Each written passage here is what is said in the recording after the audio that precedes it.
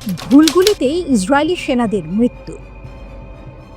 দৃশ্যপটে সবচেয়ে নাটকীয় চিত্রটি আসছে ইসরায়েল থেকে, যেখানে সেনারা শত্রুর গুলিতে নয় বরং নিজেদের গুলিতেই ধ্বংস হচ্ছে একের পর এক। আইডিএফ নিজেই স্বীকার করেছে, গাজায় আগ্রাসন শুরুর পর থেকে অন্তত ৭৮ জন কর্মকর্তা প্রাণ হারিয়েছেন ফ্রেন্ডলি ফায়ারে। সামরিক পরিভাষায় যাকে বলা হয় মিসফায়ার, বাস্তবে তা হয়ে উঠছে এক অদ্ভুত অভিশাপ। গাজার যুদ্ধে ইসরায়েলের ক্ষয়ক্ষতির হিসাব এখন তেল আবিবের বুক কাঁপাচ্ছে। এখন পর্যন্ত নিহত হয়েছে মোট ৮৯৯ জন সেনা, যাদের মধ্যে ৪৫৫ জন স্থল অভিযানে। আহতদের সংখ্যা পৌঁছেছে ৬,২১০-এ, যার মধ্যে ৯২৫ জনের অবস্থা গুরুতর। শুধু স্থল অভিযানে আহত ২,৮৮০ সেনা, আর তাদের মধ্যে অন্তত ৫৫২ জন মৃত্যুর মুখে লড়াই করছে। এমন রক্তক্ষয়ী অঙ্ক ইসরায়েলের সামরিক শক্তিকে প্রশ্নের মুখে ফেলছে। কেফির ব্রিগেডের সিমসন ব্যাটালিয়নের প্লাটুন কমান্ডার লেফটেন্যান্ট ওরি নিহত হয়েছেন গাজা উপত্যকার দক্ষিণাংশে এক বিস্ফোরণে। সেনাবাহিনী স্বীকার করেছে, কিন্তু কারণ খোলাসা করেনি। এই এক মৃত্যু যোগ হয়ে গেল আগের দীর্ঘ তালিকায়, আর সংখ্যা দাঁড়ালো ৮৯৯-এ। কিন্তু আসল টুইস্ট অন্য জায়গায়। এর মধ্যে অন্তত ৩১ জন সেনা নিজেরাই মারা গেছে নিজেদের গুলিতে। একটি লজ্জাজনক সত্য, যা জুলাই মাসেই জানিয়েছিল ইসরায়েলি আর্মি রেডিও। যখন আইডিএফ নিজের আগুনেই জ্বলছে, তখন ফিলিস্তিনি যোদ্ধারা দেখাচ্ছে তাদের অদম্য শক্তি। সুড়ঙ্গ থেকে হানা, হঠাৎ মর্টার বর্ষণ, বিস্ফোরণ আর গেরিলা আক্রমণে তারা কাবু করে তুলছে আধুনিক অস্ত্রে সজ্জিত ইসরায়েলি বাহিনীকে। গাজার রাস্তায় প্রতিটি বাঁক যেন ফাঁদ, প্রতিটি ছায়া যেন খাপটি মেরে থাকা এক প্রতিরোধ যোদ্ধা। ইসরায়েলি সেনারা যখন শহরের ভেতরে ঢোকার চেষ্টা করছে, তখন আল কাসাম ব্রিগেড কিংবা ইসলামিক জিহাদের লড়াই প্রতিটি পদক্ষেপ করছে দুর্বিষহ। এ কারণেই এত ক্ষয়ক্ষতি। নতুন পরিকল্পনা, নতুন ভয়। সব ব্যর্থতা সত্ত্বেও ইসরায়েল সরকার থামছে না। গাজা সিটি পুরোপুরি দখলের ঘোষণা দিয়েছে তারা। ইতিমধ্যেই জৈতুন ও জাবালিয়া এলাকায় সেনারা অভিযান চালাচ্ছে। প্রতিরক্ষামন্ত্রী ইসরায়েল কাটস পরিকল্পনা অনুমোদন করেছেন, সেপ্টেম্বরের শুরুতে ডাকা হচ্ছে আরও ৬০,০০০ রিজার্ভ সেনা, যেন যুদ্ধক্ষেত্রে ঢাল হিসেবে নামানো হয় নতুন তরুণদের। কিন্তু ফিলিস্তিনিরা শুধু লড়াই করছে না, তারা লড়াই করছে নিজের ঘরে, নিজের মাটি, নিজের অস্তিত্ব রক্ষার জন্য। দৃশ্যপট যেন কোনো যুদ্ধ চলচ্চিত্র। একদিকে বিশ্বের অন্যতম শক্তিশালী সেনাবাহিনী, অন্যদিকে হাতে গোনা অস্ত্র আর সীমিত সম্পদ নিয়ে প্রতিরোধ যোদ্ধারা। কিন্তু ফলাফলে উল্টো চিত্র। ইসরায়েল হারাচ্ছে সেনা, ফিলিস্তিনিরা হারাচ্ছে জীবন, অথচ লড়াইয়ের ময়দান জুড়ে বাজছে একটাই সুর: প্রতিরোধ কখনো শেষ হয় না।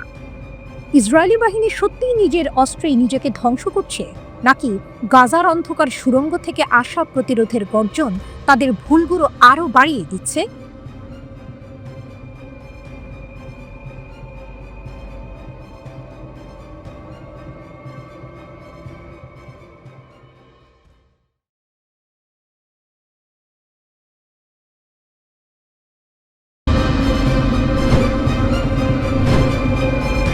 গাজার আগুনে সৌদি আরবের বজ্রকণ্ঠ। আগ্রাসনের শুরু থেকে তারা ছিলেন নীরব, যেন মরুভূমির বুকে দাঁড়ানো কোনো প্রাসাদ। দূর থেকে সব দেখছে, কিন্তু কোনো সাড়া নেই। ফিলিস্তিনিরা যখন প্রাণ হারাচ্ছিল, তখনও সৌদি আরব চুপচাপ দর্শকের ভূমিকায়। কিন্তু এবার ইতিহাস ঘুরে দাঁড়িয়েছে। মরুভূমির রাজতন্ত্র এবার বজ্রকণ্ঠে আওয়াজ তুলেছে। দীর্ঘ নীরবতার পর হঠাৎ ঝড়। সৌদির পররাষ্ট্রমন্ত্রী প্রিন্স ফয়সাল বিন ফারহান ওআইসির সম্মেলনে দাঁড়িয়ে ঘোষণা দিলেন, গাজাকে পুরোপুরি দখলে নেওয়ার যে পরিকল্পনা ইসরায়েল সাজিয়েছে, সেটি বিশ্বকে অবশ্যই প্রত্যাখ্যান করতে হবে। কণ্ঠে ছিল দৃঢ়তা, চোখে ছিল সতর্কবার্তা। সৌদি আরব শুধু নিন্দাই করেনি, বরং হুঁশিয়ারি দিয়েছে, গাজার অবরোধ ভাঙতে সব ধরনের পদক্ষেপ নেওয়া হবে। নীরব দর্শক থেকে বজ্র নিনাদ। একসময় সমালোচনার তীর ছিল সৌদির দিকে। অভিযোগ উঠেছিল, ফিলিস্তিনের প্রতি সহানুভূতি দেখালেও গোপনে ইসরায়েলকে সুবিধা দিচ্ছে তারা। এমনকি গত জুলাইতে আমেরিকা থেকে ইসরায়েলের জন্য অস্ত্র ভর্তি জাহাজ আনতে সহযোগিতা করেছে বলেও অভিযোগ। কিন্তু ইতালির বন্দর কর্মীদের সাহসী প্রতিরোধে সেটি থেমে গিয়েছিল। তাই যখন সৌদি এবার সরাসরি ইসরায়েলের পরিকল্পনার বিরুদ্ধে দাঁড়ালো, বিশ্ব হতবাক। যে রাজতন্ত্র এতদিন নীরব ছিল, তারাই এখন বলছে গ্রেটার ইসরায়েল গঠনের যে নীল নকশা আঁকছে নেতানিয়াহু, তা মানবতার জন্য লজ্জাজনক। সৌদি আরবের শক্তি শুধু তেল বা অর্থনীতিতে সীমাবদ্ধ নয়, মুসলিম বিশ্বের নেতৃত্ব তাদের কণ্ঠে। সেই কণ্ঠ যখন বজ্রের মতো গর্জে ওঠে, তখন কেবল মধ্যপ্রাচ্য নয়, ইউরোপ থেকে আমেরিকা সবাই তাকিয়ে থাকে। সৌদির এই ঘোষণার পেছনে রয়েছে স্পষ্ট বার্তা। ইসরায়েলের দখলদার নীতি শুধু ফিলিস্তিন নয়, পুরো অঞ্চলের জন্য হুমকি। গাজায় অবরোধ যদি না ভাঙে, তবে সৌদি আরব তাদের প্রভাব খাটাবে, আর প্রভাবের ভাণ্ডার যে কম নয় তা বিশ্ব জানে। তেলের বাজার থেকে আরব লীগের মঞ্চ, যেখানে সৌদি নাড়াচাড়া করে, সেখানেই ভারসাম্য কেঁপে ওঠে। নেতানিয়াহুর চ্যালেঞ্জের জবাব। নেতানিয়াহু সম্প্রতি গাজা উপত্যকা দখলে নিতে সেনা অভিযানের সময়সীমা বাড়িয়েছেন 2026 সাল পর্যন্ত, যেন একদম স্পষ্ট ঘোষণা, আমরা গাজা পুরোপুরি দখল করব। কিন্তু এই পরিকল্পনা ঘোষণার একদিন পরই সৌদি আরবের বজ্রকণ্ঠ। এটা কেবল কাকতালীয় নয়, বরং কৌশল। সৌদি আরব বুঝিয়ে দিল তারা আর দর্শক নয়, খেলোয়াড়। ফিলিস্তিনের আকাশে বোমা ঝরছে, কিন্তু এবার তাদের পক্ষে মরুভূমি থেকে উঠেছে বজ্রধ্বনি। সৌদি আরব যদি সত্যিই প্রতিশ্রুতি রক্ষা করে, তবে গাজার গল্প নতুন মোড়ে নেবে। হয়তো এটাই ইতিহাসের টুইস্ট, যেখানে নীরব দর্শক হঠাৎই হয়ে ওঠে নাটকের নায়ক। গাজার ধ্বংসস্তূপের ওপর দাঁড়িয়েই এখন প্রশ্ন ভেসে বেড়াচ্ছে, সৌদি আরব কি পারবে ইসরায়েলের আগ্রাসন থামাতে?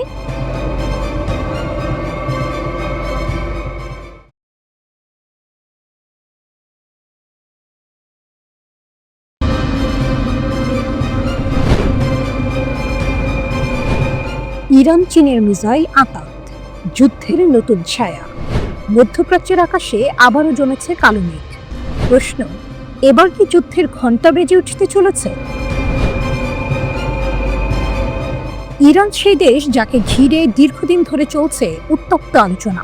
কখনো পারমাণবিক কর্মসূচি, কখনো ক্ষেপণাস্ত্র প্রকল্প। এর কারণে একাধিকবার যুদ্ধে জড়াতে হয়েছে দেশটিতে। কিন্তু এবার আলোচনায় নতুন এক নাম, চীন। অভিযোগ উঠেছে বেইজিং নাকি সরাসরি সহায়তা করছে ইরানের ক্ষেপণাস্ত্র প্রকল্পে। ইরানের প্রতিরক্ষামন্ত্রী সতর্ক করে বলেছেন, আজকের ইরান আর অতীতের ইরান নয়। তার এই ঘোষণার পেছনে কি লুকিয়ে আছে চীনের ছায়া?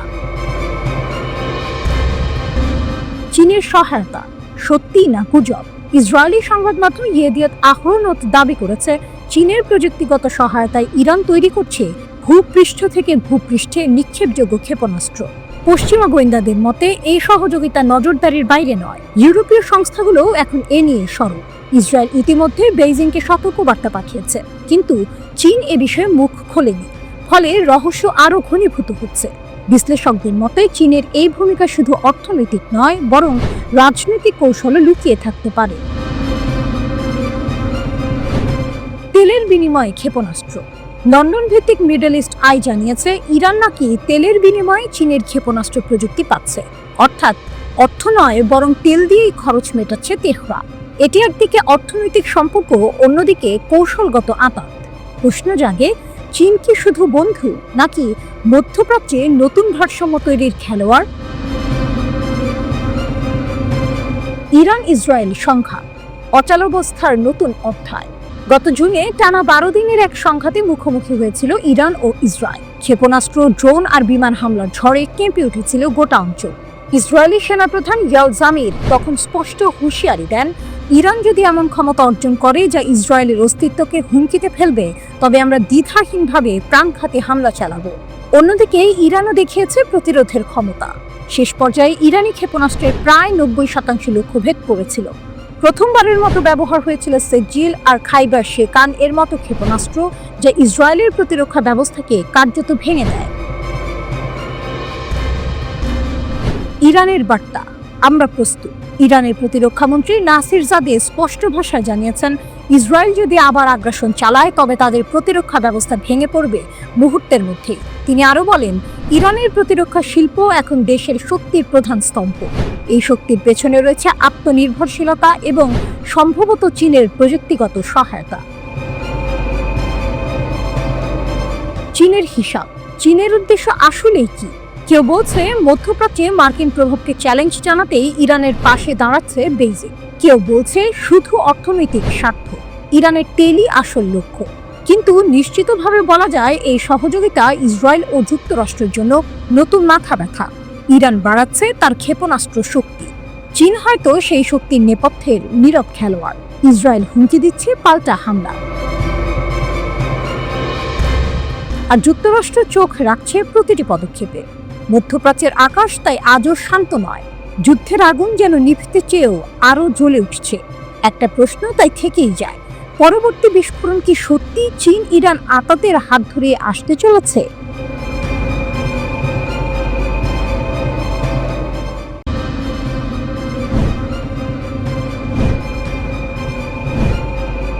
গাজার মাটিতে ধ্বনিত হলো প্রতিরোধের বজ্রধ্বনি। হামাস ও তাদের মিত্ররা একের পর এক আঘাতে মোকাবিলা করল ইসরায়েলি সেনাদের। একই সময়ে গাজার আকাশে ধ্বংসযজ্ঞ চালিয়ে গেল ইসরায়েলি যুদ্ধ বিমান। দুই দিকেই চলছে আগুন, একদিকে প্রতিরোধ, অন্যদিকে অবিরাম হামলা। গাজায় যুদ্ধ থামেনি, থামছে না। দক্ষিণ গাজার আল জাইতুন এলাকার বদর মসজিদের পাশে এক নাটকীয় মুহূর্ত। ইসরায়েলের ভয়ঙ্কর মার্কাভা ট্যাঙ্ক থেকে বের হচ্ছিলেন এক সেনা। ঠিক সেই সময়ে হামাসের সামরিক শাখা আল কাসাম ব্রিগেড ঝাঁপিয়ে পড়ে। কোনো প্রমাণ প্রকাশ না করলেও তারা দাবি করেছে সেই হামলায় এক ইসরায়েলি সেনা প্রাণঘাতী আঘাত পেয়েছে। দৃশ্যটা যেন সিনেমার মতো, যেখানে মুহূর্তের ভেতরেই শিকার হয়ে যায় আক্রমণকারী। কিন্তু গল্প এখানেই শেষ নয়। খান ইউনিসের উত্তরে আল সাত্তার এলাকায় আবারও আঘাত। ইসরায়েলের সেনাদের অবস্থান লক্ষ্য করে গাজার দ্বিতীয় বৃহত্তম প্রতিরোধ সংগঠন ইসলামিক জিহাদের আল কুদস ব্রিগেড চালায় মর্টার হামলা। 60 মিলিমিটার ক্যালিবারের একের পর এক গোলা ছুঁড়ে তারা দাবি করছে সেই জায়গায় জড়ো হওয়া ইসরায়েলি সেনাদের ছত্রভঙ্গ করে দিয়েছে। তারপর আসে আরও একটি মোড়। খান ইউনিস শহরের উত্তরাংশ আল ফেলা সড়কের কাছে আল আমুদি ব্রিগেডও বসে থাকেনি। তাদের মর্টার শেলিংয়ে কেঁপে ওঠে ইসরায়েলি সেনাদের জটলা, কেঁপে ওঠে সাজোয়া যানগুলো। এক যুদ্ধক্ষেত্র, বহু আক্রমণ, একসাথে 3টি ভিন্ন প্রতিরোধ শাখার আঘাত। গাজার বার্তা একটাই, প্রতিরোধ অক্ষয়। কিন্তু মাটিতে প্রতিরোধ যতটা তীব্র, আকাশে ততটাই ভয়ঙ্কর ইসরায়েলের আগ্রাসন। 23 আগস্টের ভোর থেকে রাত পর্যন্ত হামলায় প্রাণ হারালেন প্রায় 40 জন ফিলিস্তিনি। সাহায্যের অপেক্ষায় দাঁড়িয়ে থাকা 6 জন মানুষকেও টার্গেট করল ইসরায়েলি ড্রোন, জানালো স্থানীয় গণমাধ্যম। খান ইউনিসে 2 জন, গাজা সিটির দক্ষিণে আল সাবরায় 1 জনের প্রাণ কেড়ে নিল আরেকটি ড্রোন হামলা। একই সময়ে আল জাজিরার রিপোর্ট শিহরিত করে দিল মানবতাকে। মাত্র 24 ঘন্টায় অপুষ্টিতে মারা গেছেন 8 জন। গাজার স্বাস্থ্য মন্ত্রণালয়ের হিসাব অনুযায়ী 7 অক্টোবর 2023 থেকে এই পর্যন্ত ইসরায়েলি হামলায় নিহত হয়েছেন 62,622 জন মানুষ। সংখ্যাটা শুধু পরিসংখ্যান নয়, এটা প্রতিটি ভেঙে যাওয়া পরিবার, প্রতিটি হারিয়ে যাওয়া স্বপ্নের সমাধি। তবু প্রতিরোধ থামে না। একদিকে আল কাসামের হানা, আল কুদস ব্রিগেডের গোলাবর্ষণ, আল আমুদি ব্রিগেডের সাজোয়া ধ্বংসের চেষ্টা। অন্যদিকে ইসরায়েলের নির্দয় বোমাবর্ষণ, যা গিলে নিচ্ছে শিশু, নারী, বৃদ্ধ সহ নিরপরাধ মানুষদের জীবন। প্রতিরোধের প্রতিটি আঘাত যেন জানিয়ে দিচ্ছে গাজার মাটি এখনো বেঁচে আছে, লড়ছে। আর প্রতিবারের মতো এবার আকাশে ভাসছে এক অমোঘ প্রতিজ্ঞা, প্রতিশোধী প্রতিরোধের প্রাণ শক্তি।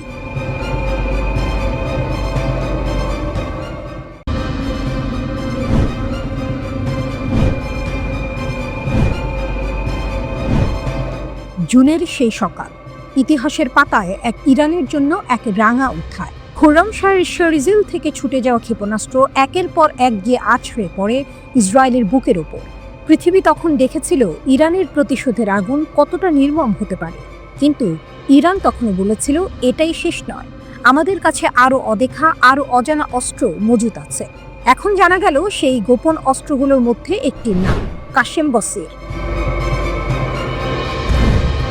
অদম্য শক্তির জন্ম কাশেম বসে শুধু একটি ক্ষেপণাস্ত্র নয়, এটি যেন ইরানের অদম্য আত্মার প্রতীক। কঠিন জ্বালানি চালিত এই মিসাইলের পাল্লা 1200 কিলোমিটার। প্রতিরক্ষা মন্ত্রী ব্রিগেডিয়ার জেনারেল আজিজ নাসির জাদে গর্ব ভরে বলেন, ইসরায়েলের আগ্রাসনের জবাবে চালানো ট্রু প্রমিস 1 ও ট্রু প্রমিস 2 অভিযানের অভিজ্ঞতা দিয়েই জন্ম এই অগ্নিদানবের। এর বৈশিষ্ট্য, শত্রুর ইলেকট্রনিক যুদ্ধ প্রযুক্তি কিংবা ইলেকট্রোম্যাগনেটিক প্রতিরোধ ব্যবস্থা কোনোটি এর উপর কার্যকর নয়।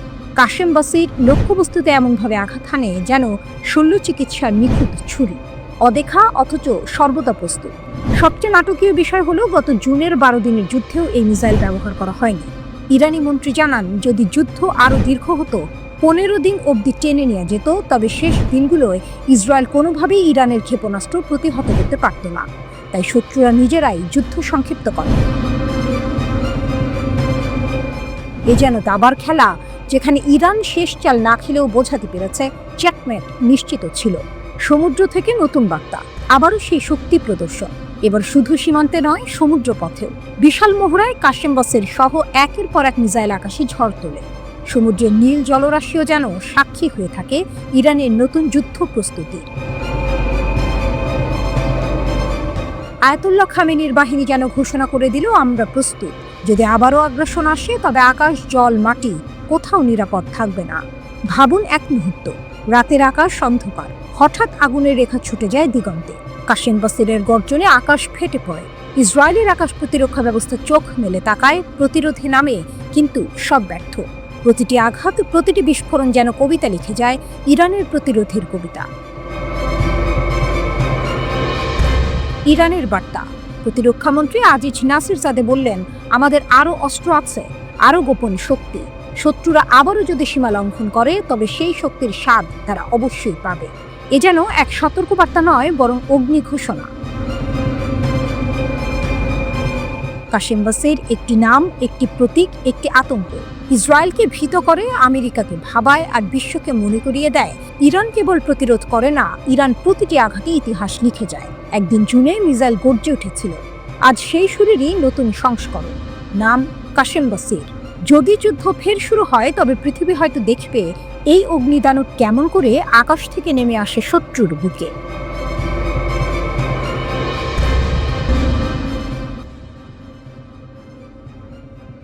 মধ্যপ্রাচ্যের আকাশে আবারও ধ্বনিত হলো বজ্রধ্বনি। ইসরায়েলের সঙ্গে রক্তক্ষয়ী সংঘাত শেষ হওয়ার মাত্র কয়েক সপ্তাহ পরেই ইরান নামলো নতুন সামরিক মহড়ায়। নাম দেওয়া হয়েছে sustainable power 1404। Gulf of Oman এবং উত্তর ভারত মহাসাগরে শুরু হওয়া এই মহড়ায় আগুনের ঝলকানি, বিস্ফোরণ আর গর্জনের মধ্যে দিয়ে যেন ইরান ঘোষণা দিল, আমরা আছি, আমরা প্রস্তুত। সাম্প্রতিক যুদ্ধে ইসরায়েলের হামলায় ক্ষতিগ্রস্ত হয়েছিল ইরানের পারমাণবিক স্থাপনা আর প্রতিরক্ষা ব্যবস্থা। অনেকেই ভেবেছিল তেহরানের শক্তি ভেঙে পড়েছে, কিন্তু ইতিহাস সাক্ষী, ইরান সবসময় ভস্ম থেকে জেগে ওঠে নতুন শক্তি নিয়ে। আর তাই যুদ্ধোত্তর নীরবতার বদলে এবার দেখা গেল সমুদ্র আর আকাশে ইরানি ক্ষেপণাস্ত্রের গর্জন। ইরানি রাষ্ট্রীয় টেলিভিশন জানায়, মহড়ায় অংশ নেওয়া যুদ্ধ জাহাজগুলো থেকে একযোগে ছোড়া হয়েছে ক্রুজ মিসাইল। ড্রোন উড়েছে আকাশে, টহল দিয়েছে সমুদ্রে, আর নিশানা করেছে পানির ভেতর লুকিয়ে থাকা কাল্পনিক শত্রু জাহাজকে। প্রধান আকর্ষণ ছিল ইরানের নতুন প্রজন্মের ক্ষেপণাস্ত্র। কাদের মাঝারি পাল্লার ক্রুজ ক্ষেপণাস্ত্র উপকূল বা সমুদ্র থেকে ছোড়া যায়, উচ্চ ধ্বংস ক্ষমতা ও নিশানার নিখুঁততায় ভরপুর। গাদির দীর্ঘ পাল্লার রাডার এড়াতে সক্ষম ভয়ঙ্কর এক জাহাজ বিধ্বংসী মিসাইল। নাসির দ্রুত আঘাত হানতে সক্ষম শক্তিশালী সমুদ্র ক্রুজ ক্ষেপণাস্ত্র। এসব ক্ষেপণাস্ত্র গাইডেড মিসাইল ক্রুজার জেনেভে এবং ডেস্ট্রয়ার সাবালান থেকে একযোগে নিক্ষেপ করে সমুদ্রের লক্ষ্যবস্তুতে নিখুঁতভাবে আঘাত হানে। বিশ্লেষকদের ভাষায় এটি শুধু মহড়া নয়, বরং যুদ্ধোত্তর সময়ের এক শক্তিশালী বার্তা। প্রায় 18,000 সদস্য নিয়ে ইরানের নৌবাহিনীর প্রধান ঘাঁটি বান্দার আব্বাসে। এখান থেকেই তারা কাস্পিয়ান সাগর থেকে শুরু করে ভারত মহাসাগর পর্যন্ত টহল দেয়। তবে পারস্য উপসাগর আর হরমুজ প্রণালীর মতো কৌশলগত অঞ্চল নিয়ন্ত্রণ করে ইসলামী রিভলিউশনারি গার্ড। পশ্চিমা জাহাজ আটকানো, মার্কিন নৌবাহিনীকে চাপে ফেলা, এসব কৌশলে এই বাহিনী জুড়ি মেলা ভার। মহড়ার সময় ব্যবহার করা হয়েছে শুধু ক্ষেপণাস্ত্র নয়, ভূপৃষ্ঠের জাহাজ, বিমান ইউনিট, উপকূলীয় প্রতিরক্ষা ব্যবস্থা এবং আধুনিক ইলেকট্রনিক যুদ্ধ ইউনিটও। প্রতিরক্ষামন্ত্রী ব্রিগেডিয়ার জেনারেল আজিজ নাসিরজাদে মহড়ার প্রাক্কালে ঘোষণা দেন, আমাদের সেনারা নতুন প্রজন্মের ক্ষেপণাস্ত্রে সজ্জিত, যে কোনো শত্রু যদি এগিয়ে আসে, আমরা প্রস্তুত। ইরানের এই মহড়া তাই কেবল সামরিক অনুশীলন নয়, বরং এক সুস্পষ্ট বার্তা। ইসরায়েল বা আমেরিকা কেউই যদি আঘাত হানতে চায়, তেহরান চুপ থাকবে না। গালফ অফ ওমান থেকে ভারত মহাসাগর পর্যন্ত এখন প্রতিধ্বনিত হচ্ছে একটাই স্লোগান: ইরান প্রস্তুত, ইরান অপ্রতিরোধ্য।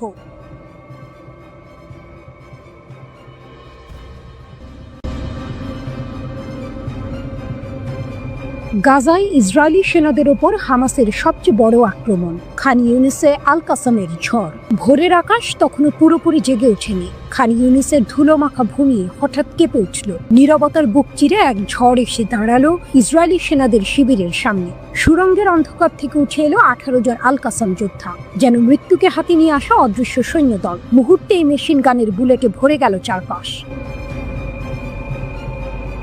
হামাসের দাবি, এটি ছিল তাদের সবচেয়ে সাহসী আক্রমণ। তারা বলছে, ইসরায়েলি সৈন্যদের ওপর একের পর এক আঘাত হেনেছে তাদের বিশেষ বাহিনী। লক্ষ্য ছিল ইসরায়েলের গর্ব মেরকাভা 4 ট্যাঙ্ক।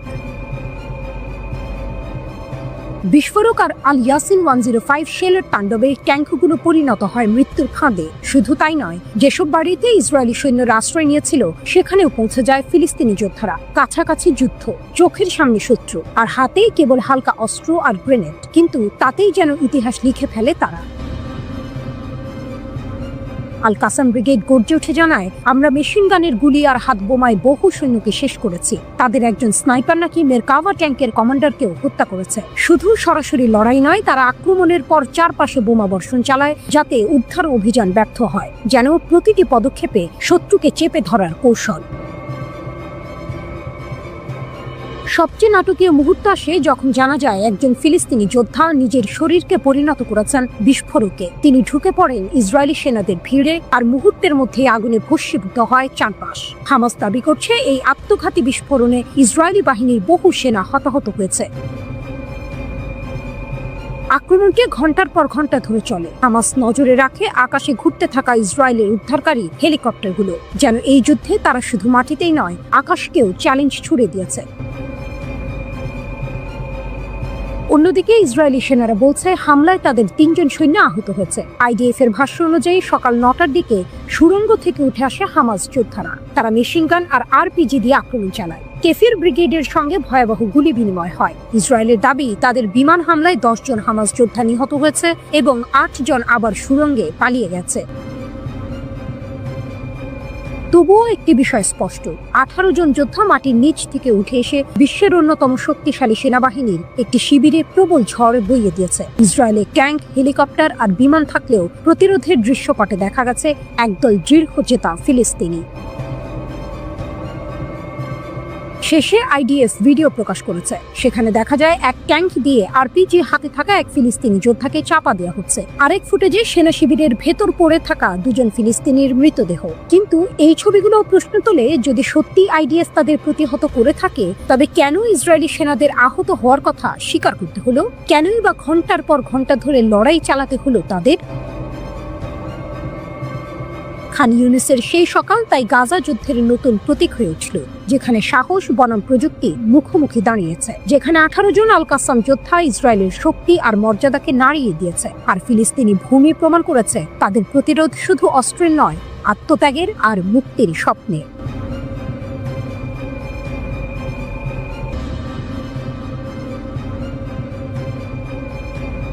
পশ্চিম এশিয়ার আকাশে অশান্তির কালো মেঘ এখনো কাটছে না। শান্তির কোনো নিদর্শন নেই। একদিকে গাজায় সামরিক যুদ্ধবিরতি হয়েছে, অন্যদিকে তেহরান, তেল আবিবে যে কোনো মুহূর্তে নতুন সংঘাতের আগুন জ্বলে উঠতে পারে। মধ্যস্থতাকারীদের দেয়া নতুন যুদ্ধবিরতির প্রস্তাবে সম্মতি দিয়েছে স্বাধীনতাপন্থী সশস্ত্র প্যালেস্টাইনি গোষ্ঠী হামাস। এ খবর সোমবার প্রকাশ করেছে রয়টার্স ও এএফপি। তবে এই সম্মতি পশ্চিম এশিয়ায় শান্তি বয়ে আনবে এমন কোনো নিশ্চয়তা নেই, কারণ ইরানের first vice president Mohammad Reza Aref স্পষ্ট করে জানিয়েছেন, ইসরায়েল ও ইরানের মধ্যে কোনো স্থায়ী যুদ্ধবিরতি চুক্তি হয়নি। বর্তমানে যা চলছে তা শুধুই সাময়িক সংঘর্ষ বিরতি। যে কোনো মুহূর্তে ইসরায়েল আবার আক্রমণ শুরু করতে পারে। আমরা সর্বদা যুদ্ধের জন্য প্রস্তুত। ইরানের শক্তি এই কথাই স্পষ্ট। শুধুমাত্র ঘোষণা নয়, তারা কার্যত প্রস্তুত। গত জুনে দুই দেশ 12 দিন ধরে পাল্টাপাল্টে হামলায় লিপ্ত ছিল। ইসরায়েলের আঘাতে ইরানের পরমাণু স্থাপনা, সামরিক ঘাঁটি ও বেসামরিক এলাকা ক্ষতিগ্রস্ত হয়। নিহত হন বিজ্ঞানী, সামরিক কর্মকর্তা ও সাধারণ মানুষ। হাজারেরও বেশি প্রাণ হারায়। তবে মার্কিন প্রেসিডেন্ট ডোনাল্ড ট্রাম্পের মধ্যস্থতায় তা সাময়িকভাবে থামানো যায়। এবার হুঁশিয়ারি আরো স্পষ্ট। ইরানের সর্বোচ্চ নেতা আয়াতুল্লাহ আলী খামেনির সামরিক উপদেষ্টা ইয়াহিয়া রুহিম সাফাভি সোমবার সংবাদ মাধ্যমকে জানালেন, সবচেয়ে খারাপ পরিস্থিতির জন্য আমরা পরিকল্পনা তৈরি করছি। যে কোনো পরিস্থিতিতে আমরা শক্ত হয়ে থাকতে চাই। ইরানের কৌশল এবং ক্ষমতা চোখে পড়ার মতো। শুধু আক্রমণে নয়, প্রতিরক্ষার প্রস্তুতি সম্পূর্ণ। তারা জানে পশ্চিমা হুমকি কখনোই শূন্যে থাকে না। ইসরায়েল ও যুক্তরাষ্ট্র বারবার হুঁশিয়ারি দিয়েছে, যদি ইরান তাদের পরমাণু কার্যক্রম পুনরায় চালু করে, তারা আবার হামলা করবে। ইরান যে একমাত্র দেশ যার ইউরেনিয়াম 60% পর্যন্ত সমৃদ্ধ করা সম্ভব, অথচ তারা এখনো পরমাণু অস্ত্র তৈরি করছে না। 2015 সালের আন্তর্জাতিক চুক্তি অনুযায়ী তারা 3.67% পর্যন্ত ইউরেনিয়াম সমৃদ্ধ করতে পারবে। যুদ্ধ শুরু করতে হলে 90% প্রয়োজন। এই ভারসাম্য ইরানের কৌশলকে আরো ভিন্ন মাত্রা দিয়েছে। হুমকি দিয়ে বলছে, আমরা চাইলে পুরো বিশ্বকে দেখাতে পারি আমরা কত দূর যেতে পারি। গাজায় সাময়িক শান্তি থাকলেও তেহরান তেল আবিবের সংঘর্ষ যে শেষ হয়ে গেছে তা ভাবা মুশকিল। ইরানের শক্তি, অভিজ্ঞতা ও কৌশল একদিকে যেমন হুমকি, অন্যদিকে বিশ্বকে সতর্ক করে যুদ্ধবিরতি সবসময়ই ভুল। পশ্চিম এশিয়ার আকাশে এখন শান্তি নেই, শুধু উত্তেজনার নাটক। যে কোনো মুহূর্তে আগুন ছড়িয়ে পড়তে পারে। হামাস, ইরান এবং ইসরায়েল তাদের শক্তি, প্রস্তুতি ও হুঁশিয়ারি তৈরি করছে এমন এক পরিস্থিতি যা সিনেমার মতো উত্তেজনা নিয়ে বিশ্বকে তাক লাগিয়ে রেখেছে।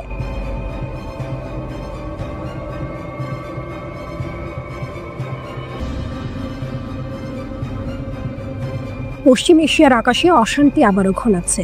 ইরান ইসরায়েল সংঘাতের পরাশক্তি চীনের দিকে নজর দিয়েছে, আর বেইজিং সরাসরি তেহরানের মিসাইল ভান্ডার পুনর্গঠনে সাহায্যের হাত বাড়িয়েছে। শুধু পুনর্গঠন নয়, চীনের পদক্ষেপ ইরানের প্রতিরক্ষা ক্ষমতা আরও শক্তিশালী করছে। তেল আবিবের জন্য এটি গভীর উদ্বেগের কারণ। গত বছর 12 দিনের যুদ্ধ ইরান ইসরায়েলের মধ্যে একটি রণকাহিনী হিসেবে ইতিহাসে নাম লেখায়। সেই সময় ইরানি মিসাইলের তাণ্ডব ইসরায়েলের গুরুত্বপূর্ণ প্রযুক্তি কেন্দ্র, বিশ্ববিদ্যালয় ও সামরিক ঘাঁটি লক্ষ্যবস্তুতে পরিণত হয়েছিল। পশ্চিমা গণমাধ্যমে পুরো ছবি প্রকাশ পায়নি, কারণ ইসরায়েল কঠোর সেন্সরশিপ চালাচ্ছে। তবে এখন দেখা যাচ্ছে চীন সেই সময়ে ইরানের পাশে ছিল। বেইজিং মিসাইল সরবরাহ এবং আকাশ প্রতিরক্ষা ব্যবস্থা পাঠিয়ে তেহরানের ক্ষমতা পুনর্গঠনে সরাসরি সাহায্য করেছে। ইসরায়েলি কর্মকর্তারা স্পষ্টভাবে উদ্বিগ্ন। তাদের মতে চীনের এই পদক্ষেপ শুধু মিসাইল পুনঃসংরক্ষণ নয়, বরং ইরানের সামরিক শক্তি দ্রুত সম্প্রসারণের প্রমাণ। চীনের সমর্থন ইরানের মিসাইল ভান্ডারকে আরো শক্তিশালী করছে। এটা আমাদের অস্তিত্বের জন্য হুমকি, জানিয়েছেন ইসরায়েলি রাষ্ট্রদূত। চীনের এই সহযোগিতা পশ্চিমাদের ধারণাকে পুরোপুরি চ্যালেঞ্জ করছে। তারা শুধু সরঞ্জাম সরবরাহ করছে না, বরং ইরানের পুনর্গঠিত প্রতিরক্ষা ক্ষমতাকে একটি বাস্তব বিপদ হিসেবে দাঁড় করাচ্ছে। 12 দিনের যুদ্ধের ধ্বংসস্তূপের মধ্যে ইরানি মিসাইলের শক্তি এখন আরও ঘনিষ্ঠভাবে প্রশিক্ষিত, পুনর্গঠিত এবং চীনের প্রযুক্তি সমর্থিত। ইসরায়েল এবং যুক্তরাষ্ট্র এই বিষয়ে নিশ্চয়তা পাননি যে চীন ইরানকে পরবর্তী যুদ্ধের জন্য সরাসরি মিসাইল সরবরাহ করবে, কিন্তু বেইজিং এর সামরিক কৌশল স্পষ্ট। চীনের এই সমর্থন কেবল প্রতিরক্ষা নয়, বরং একটি রাজনৈতিক ও কৌশলগত বার্তা। ইরান ও চীনের ঘনিষ্ঠ সহযোগিতা পশ্চিমাদের জন্য নতুন রণকৌশল তৈরি করেছে। ইরানের শক্তি এখানে স্পষ্ট। 12 দিনের যুদ্ধে ইরানি মিসাইল আকাশ থেকে ভূমি লক্ষ্যবস্তুতে নিখুঁত আঘাত করেছে। চীনের সমর্থনে এখন এই ক্ষমতা আরও বৃদ্ধি পেয়েছে। মিসাইল পুনর্গঠন, আকাশ প্রতিরক্ষা ব্যবস্থা এবং নতুন প্রযুক্তি সবই ইরানকে প্রথম যুদ্ধের তুলনায় অনেক বেশি প্রাণঘাতী করে তুলেছে। ইসরায়েলি কর্মকর্তারা হুঁশিয়ারি দিয়ে বলছেন, পরবর্তী যুদ্ধ প্রথমটির চেয়ে কঠোর এবং প্রাণঘাতী হবে। পশ্চিমা গোয়েন্দা সংস্থা, বিশেষ করে ইউরোপীয়রা তেহরান ও বেইজিং এর ঘনিষ্ঠ সহযোগিতা পর্যবেক্ষণ করছে। যুদ্ধবিরতি থাকলেও আকাশে ঝড়ের পূর্বাভাস স্পষ্ট। ইরান ও চীনের এই নতুন যৌথ উদ্যোগ কেবল সামরিক শক্তি বৃদ্ধি করছে না, বরং প্রতিরক্ষা কৌশলকে আরও সমন্বিত ও প্রযুক্তি নির্ভর করেছে। চীনের সমর্থন ইরানের সার্বভৌমত্ব রক্ষা, আঞ্চলিক স্থিতিশীলতা এবং প্রতিরক্ষা সক্ষমতা বৃদ্ধির ক্ষেত্রে একটি নাটকীয় পরিবর্তন আনে। পশ্চিমারা সতর্ক, চীনের এই পদক্ষেপ ভবিষ্যতের সংঘাতকে আরও জটিল করে তুলছে। আকাশে অশান্তি, মিসাইলের ছোঁয়া এবং পূর্বাভাসের ছায়া সব মিলিয়ে ইরান চীন জোট বিশ্বকে একটি নতুন রণকৌশল দেখাচ্ছে। যে কোনো মুহূর্তে দ্বিপাক্ষিক সামরিক সংঘাতের আগুন ছড়িয়ে পড়তে পারে। পশ্চিম এশিয়ার আকাশে এখন শুধু যুদ্ধ নয়, উত্তেজনা, শক্তি এবং কৌশলের নাটক চলছে, যা সিনেমার মতো প্রতিটি মুহূর্তে নাটকীয় টুইস্ট তৈরি করে। ভারত মহাসাগরে চীনের রহস্যময় জাহাজ, বিজ্ঞান নাকি গুপ্তচর অভিযান? ভারত মহাসাগরের নীল জলরাশির মধ্যে অজানা এক স্রোত বইছে, আর সেই সঙ্গে চলছে কূটনীতি, চরবৃত্তি এবং আধিপত্যের খেলা। দুনিয়ার নজর এখন আটকে গেছে বেইজিং আর নয়াদিল্লির দ্বন্দ্বে। সমুদ্রের জলে যে কাহিনী তৈরি হচ্ছে তা শুধু রপ্তানি ও বাণিজ্যের গল্প নয়, বরং ভবিষ্যতের শক্তির যুদ্ধ। চীনের জাহাজ জিয়াংয়াংহং 03 ভেসে উঠেছে ভারতের কাছে। কাগজে কলমে এটি একটি গবেষণা জাহাজ। চীন বলছে সমুদ্রতল মাপা, জলবায়ু বোঝা, বৈজ্ঞানিক অনুসন্ধানের জন্য এটি এসেছে, কিন্তু নয়াদিল্লি বলছে এটি গুপ্তচর। কেন? কারণ জাহাজটি ভারতের বিশেষ অর্থনৈতিক অঞ্চলের কাছে ভেসে চলেছে। ভারতের চোখে এটি সরাসরি হুমকি। চীনের পক্ষ থেকে বলা হচ্ছে ভারত মহাসাগর সবার জন্য উন্মুক্ত। সমুদ্র তলমাপা, মানচিত্র আঁকা, খনিজ অনুসন্ধান সবই ভবিষ্যতের পরিকল্পনার অংশ। সামরিক কাজে ব্যবহারযোগ্য হলেও বিজ্ঞানীদের মতে এগুলো বৈশ্বিক গবেষণার জন্য গুরুত্বপূর্ণ। তবে ভারতের প্রতিক্রিয়া ভীত, সন্ত্রস্ত, আতঙ্কিত, অবিশ্বাসে ভরা। তারা মনে করছে চীন তাদের ঘিরে ফেলছে, নৌঘাঁটি নজরে রাখছে, এমনকি ইন্টারনেট লাইনও কেটে দিতে পারে। বিশ্লেষকরা বলছেন এই আতঙ্ক মূলত ভারতের নিজের জন্য। বহু বছর ধরে ভারত মহাসাগরকে তারা নিজেদের রাজত্ব মনে করেছে। অন্য কেউ সেখানে আসলে সেটি ষড়যন্ত্র মনে হয়, কিন্তু চীন শুধু নিজের ভবিষ্যৎ, নিরাপত্তা ও অর্থনীতির স্বার্থে কাজ করছে। ভারত মহাসাগর শুধু বাণিজ্যের রাস্তা নয়, এটি খাদ্য ও খনিজ সম্পদের ভান্ডার। মাছ, তামা, নিকেল, এমনকি তেলও আছে। যখন চীনের জাহাজ সমুদ্রতল মাপে, ভারত তাকে স্পাই শিপ বলছে, কিন্তু একই কাজ যখন ভারত নিজস্ব জাহাজ দিয়ে করে, তখন সেটি কৌশল। পার্থক্য শুধু সন্দেহে। চীনের মিশন উন্মুক্ত, ভারতের কৌশল গোপন। ভারতের এক সমুদ্র বিজ্ঞানীর মতে এই মানচিত্র তৈরি হলে নতুন সাবমেরিন রুট, ড্রোন চলাচল সহজ হবে। সামরিক সুবিধা থাকলেও বৈজ্ঞানিকভাবে এটি বিপ্লব। ভারত চীনের এই পদক্ষেপকে হুমকি মনে করছে। অভিযোগ, চীন স্ট্রিং অফ পার্লেস বা মুক্তোর মালার মতো ঘাঁটি বানাচ্ছে শ্রীলঙ্কা, পাকিস্তান, মরিশাসের আশেপাশে। চীন বলছে এটি বাণিজ্য ও জ্বালানি পরিবহন নিরাপদ করতে। ভারতও পিছিয়ে নেই। ইরানের চাবাহার বন্দর, ওমান, ইন্দোনেশিয়া, মরিশাসে নিজেদের ঘাঁটি তৈরি করছে। কিন্তু ভারতের চোখে চীনের পদক্ষেপ ষড়যন্ত্র, নিজের পদক্ষেপ কৌশল। আজকের লড়াই শুধু ক্ষেপণাস্ত্র নয়, তথ্যেরও। মহাসাগরে 99% সাবমেরিন পড়ে আছে। চীনের মানচিত্র তৈরি হলে তা বৈজ্ঞানিক কৃতিত্ব, ভারতের চোখে হুমকি। ভারতের সাবেক কমান্ডোরা বলছেন চীন সমুদ্র দখল করতে চাচ্ছে। আসল প্রশ্ন, দাদাগিরি কার? ভারত চায় একচ্ছত্র অধিকার। চীনের উত্থান মানে সেই আধিপত্যের পতন। নয়াদিল্লি ক্ষেপণাস্ত্র বানাচ্ছে, বেইজিং মানচিত্র আঁকছে। একদিকে আতঙ্ক, অন্যদিকে উন্নয়নের স্বপ্ন। তবে একটা বিষয় পরিষ্কার, চীনের চোখে সমুদ্র ভাগাভাগি উন্নয়নে, ভারতের চোখে হুমকি। মহাসাগরের নীল জলরাশি এখন কেবল জল নয়, শক্তির, কৌশলের এবং ভবিষ্যতের লড়াইয়ের মঞ্চ।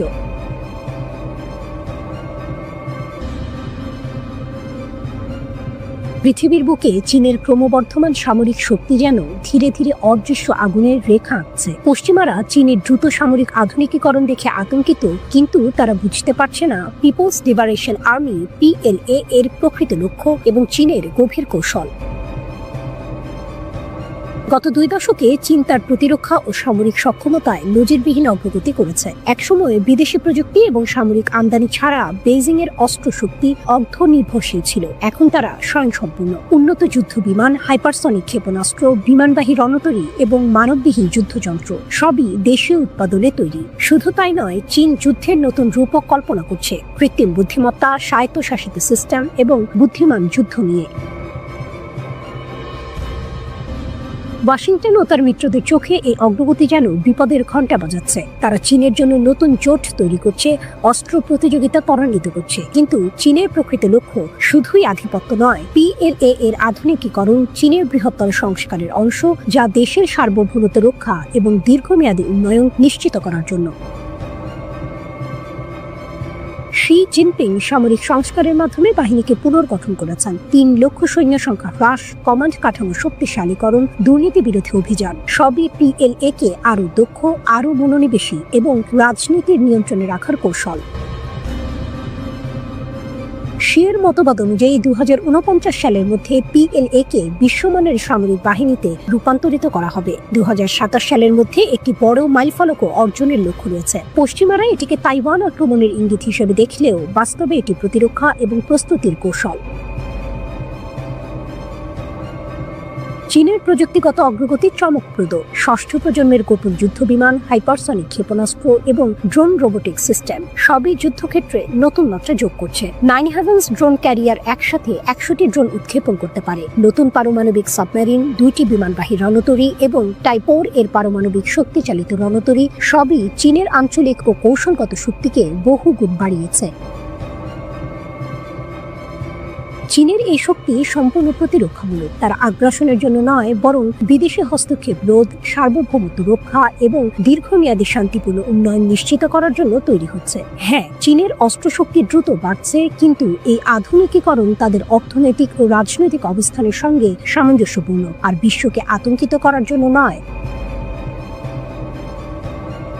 চীনের সামরিক আধুনিকীকরণ একটি গভীর পরিকল্পনার অংশ। প্রযুক্তি, দক্ষতা এবং রাজনৈতিক নিয়ন্ত্রণ সবকিছু একসাথে মিলে PLA কে একটি শক্তিশালী আধুনিক প্রতিরক্ষা বাহিনী বানিয়েছে। পশ্চিমারা যত হুমকি দেখুক, চীনের প্রকৃত উদ্দেশ্য সোজাসুজি শক্তি প্রদর্শন নয়, বরং নিরাপত্তা নিশ্চিত করা। পৃথিবীর বুকে চীনের এই ক্রমবর্ধমান শক্তি এখন শুধু চোখে পড়ছে না, এটি সারা বিশ্বকে সচেতন করছে যে শক্তি কখনো আক্রমণ নয়, বরং সংহত প্রতিরক্ষা এবং দীর্ঘমেয়াদী স্থিতিশীলতার প্রতীক।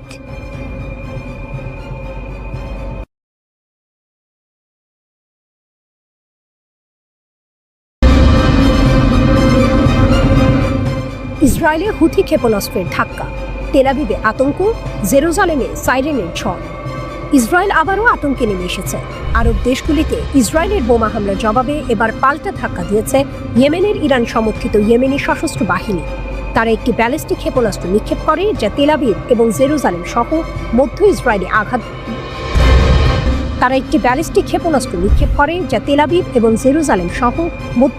সাইরেন বাজায়। লাখো মানুষ নিরাপদ আশ্রয়ে ছুটতে থাকে। ইসরায়েলি প্রতিরক্ষা বাহিনী জানিয়েছে, বিমান প্রতিরক্ষা তৎপরতার সঙ্গে ক্ষেপণাস্ত্রটি ধ্বংস করতে সক্ষম হয়েছে। তবে এই হামলা সরাসরি আঘাত বা হতাহতের খবর পাওয়া যায়নি। তারপরও শহরের প্রতিটি কোণে আতঙ্কের ছায়া। হাজারো মানুষ বোমা আশ্রয় কেন্দ্রে ছুটে আসে।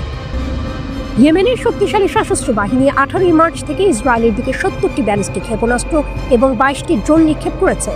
তাদের কার্যক্রম দেখাচ্ছে, গাজায় IDF এর পুনরায় আক্রমণের পর তারা মাত্র অপেক্ষা করছে না, বরং প্রতিরক্ষা এবং প্রতিশোধের কৌশল বাস্তবায়ন করছে। হুথিদের এই সক্ষমতা একবার দেখিয়েছে যে তারা সীমান্ত পেরিয়ে 1000 কিলোমিটার দূরের লক্ষ্যবস্তুতেও আঘাত করতে পারে। এবারের হামলা ইসরায়েলি নৌবাহিনীর হামলার কয়েক ঘন্টা পরে আসে। ইসরায়েলি নৌবাহিনী ইয়েমেনের দক্ষিণে সানার কাছে একটি বিদ্যুৎ কেন্দ্র লক্ষ্য করে হামলা চালায়। IDF জানিয়েছে, এই আক্রমণটি হুথি সন্ত্রাসী শাসনের ব্যবহৃত গুরুত্বপূর্ণ জ্বালানি অবকাঠামোর উপর লক্ষ্য করা হয়েছিল। ইয়েমেনি স্থানীয় মিডিয়ার রিপোর্ট অনুযায়ী বিস্ফোরণে জেনারেটরগুলো বিকল হয়ে যায়, যা শহরের বিদ্যুৎ সরবরাহে বিশাল সমস্যা সৃষ্টি করে। হুথি পরিচালিত আল মাসিরা টিভি এই বিস্ফোরণকে আগ্রাসন বলে অভিহিত করেছে, তবে স্পষ্ট করে উল্লেখ করেনি আক্রমণের উৎস। এই পাল্টা প্রতিরক্ষা ও আক্রমণের চক্র ইঙ্গিত দিচ্ছে যে ইয়েমেনি সশস্ত্র বাহিনী শুধু সীমান্তে সীমাবদ্ধ নয়, তারা আন্তর্জাতিক মানের হামলার সক্ষমতা রাখে।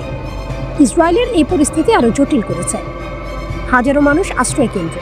অন্যদিকে হুথিদের স্থিতিশীল কৌশল ও প্রযুক্তিগত সক্ষমতা ইঙ্গিত দিচ্ছে যে তারা কোনো মূল্যে সরাসরি হামলাকে থামাতে নারাজ। বিশ্বের নজর এখন এই উত্তেজনাপূর্ণ পরিস্থিতির দিকে। হুথিরা প্রমাণ করেছে যে তাদের ক্ষেপণাস্ত্র এবং ড্রোনের ক্ষমতা শুধু ইয়েমেনের সীমানায় সীমিত নয়, তারা হাজারো কিলোমিটার দূরের লক্ষ্যবস্তুতে আঘাত হানতে সক্ষম।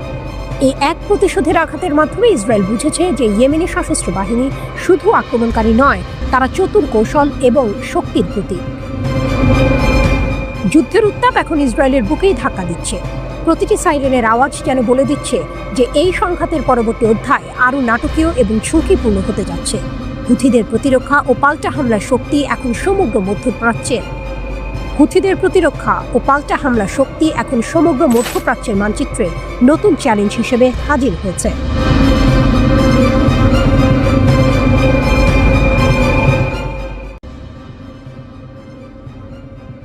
সবকিছু যেন থমকে গেল ইসরায়েলের আকাশে। বেন গুরিয়ন বিমানবন্দরে ফ্লাইট বন্ধ, সতর্কতা সাইরেন প্রতিটি শহরে বাজছে, নেতানিয়াহু থেকে তেল আবিব, আল কুদস পর্যন্ত। এই নাটকীয় পরিস্থিতি সৃষ্টি করেছে ইয়েমেনের সশস্ত্র বাহিনী, যাদের সামরিক শক্তি এখন এক নতুন মাত্রায় পৌঁছেছে। ইয়েমেনের ব্রিগেডিয়ার জেনারেল ইয়াহিয়া সারি টেলিভিশনে ঘোষণা করেন, বেন গুরিয়ন বিমানবন্দর লক্ষ্য করে একটি বড় সামরিক অভিযান পরিচালিত হয়েছে।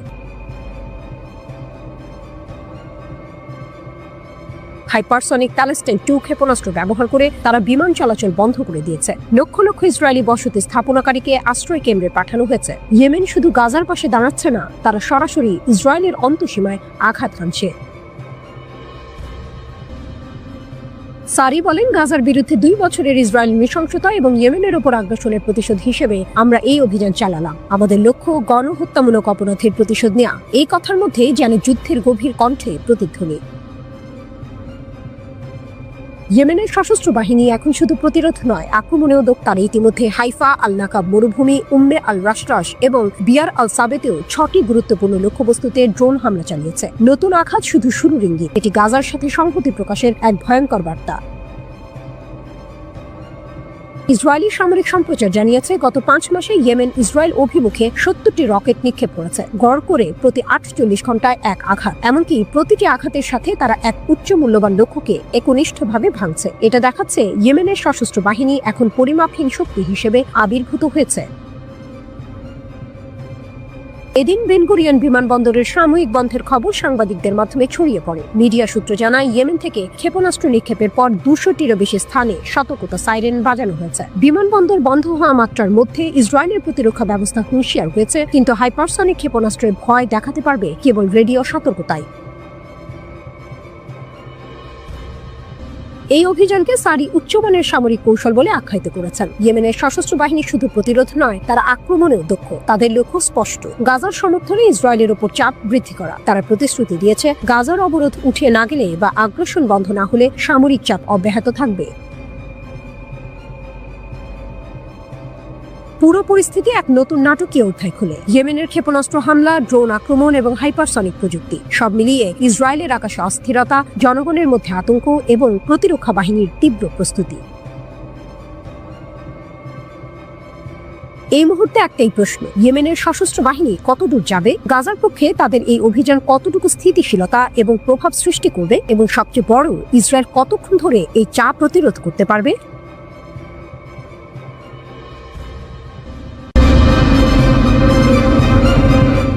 সম্ভাব্য ইরান যুদ্ধ, ইসরায়েলের আকাশে নতুন আতঙ্ক, আকাশে অদৃশ্য উত্তেজনা, বাতাসে চাপা গুঞ্জন। যুদ্ধের ঢেউ কি আবার ছড়িয়ে পড়তে যাচ্ছে মধ্যপ্রাচ্যের বুকে? ওয়ালা নিউজ জানিয়েছে, ইরান কিংবা ইয়েমেনের হুথিদের সম্ভাব্য ক্ষেপণাস্ত্র হামলার ভয়ে ইসরায়েল রাতারাতি জোরদার করছে তাদের বিমান প্রতিরক্ষা ব্যবস্থা, যেন যুদ্ধ এসে দরজায় কড়া নাড়ছে। ইসরায়েলের প্রতিরক্ষা মন্ত্রণালয়ের মহাপরিচালক মেজর জেনারেল আমির বারাম নির্দেশ দিয়েছেন, অ্যারো 3, অ্যারো 4, আয়রন ডোম, ডেভিড স্লিং আর ভূমি ভিত্তিক লেজার সিস্টেম দ্রুত উন্নয়ন করতে হবে। শুধু তাই নয়, বাড়ানো হচ্ছে নতুন রাডার আর গোপন প্রতিরক্ষা প্রযুক্তি। এক কথায় পুরো দেশকে ঢেকে ফেলতে চাইছে এক অদৃশ্য ঢাল দিয়ে। কিন্তু কেন এত তাড়াহুড়ো? কারণ ইতিহাস ভুলতে দেয় না। মাত্র 2 মাস আগের যুদ্ধে ইরান হঠাৎ করে নিক্ষেপ করেছিল 20টি ব্যালিস্টিক ক্ষেপণাস্ত্র। ইসরায়েল দাবি করে বেশিরভাগই নাকি আটকানো হয়েছে, কিন্তু বাস্তব অন্য কথা বলে। কিছু ক্ষেপণাস্ত্র আছড়ে পড়ে বেয়ারশেবার একটি অ্যাপার্টমেন্ট কমপ্লেক্সে। ধোঁয়া, আগুন, চিৎকার, নিরাপত্তা বেষ্টনীর ফাঁক তখন স্পষ্ট হয়ে ওঠে। বারামের নির্দেশের ভেতরে তাই ভয়ও আছে, আবার স্বীকারোক্তিও। আর সেই কারণেই মার্কিন সেন্টকমের সঙ্গে জোরদার করছে সহযোগিতা।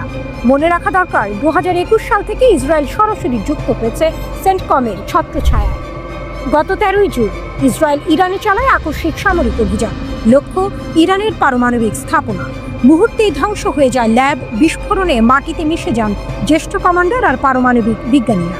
12 দিনের সংঘাতে ইরানের 1062 জন প্রাণ হারায়, তাদের মধ্যে 786 জন সামরিক আর 276 জন সাধারণ মানুষ। ইরান কি চুপ করেছিল? না, তারা ফিরিয়ে দিয়েছিল জবাব। ব্যালিস্টিক ক্ষেপণাস্ত্র ছুঁড়ে কাঁপিয়ে দিয়েছিল ইসরায়েলের শহর।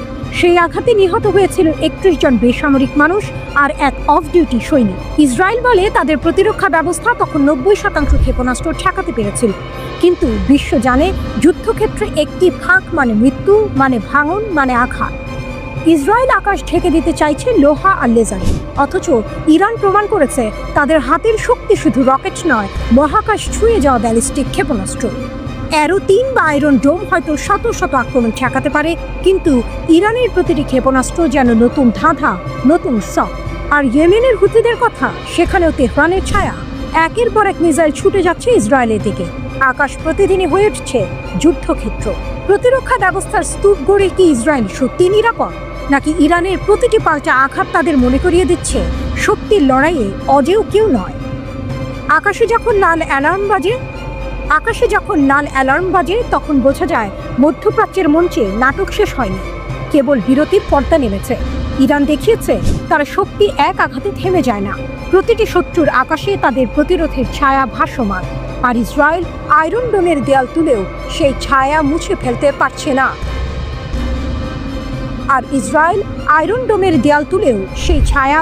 ফেলতে পারছে না।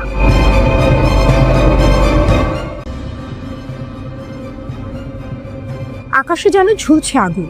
মধ্যপ্রাচ্যের বুকে বাতাস ভারী, যে কোনো মুহূর্তে শুরু হতে পারে নতুন এক যুদ্ধ।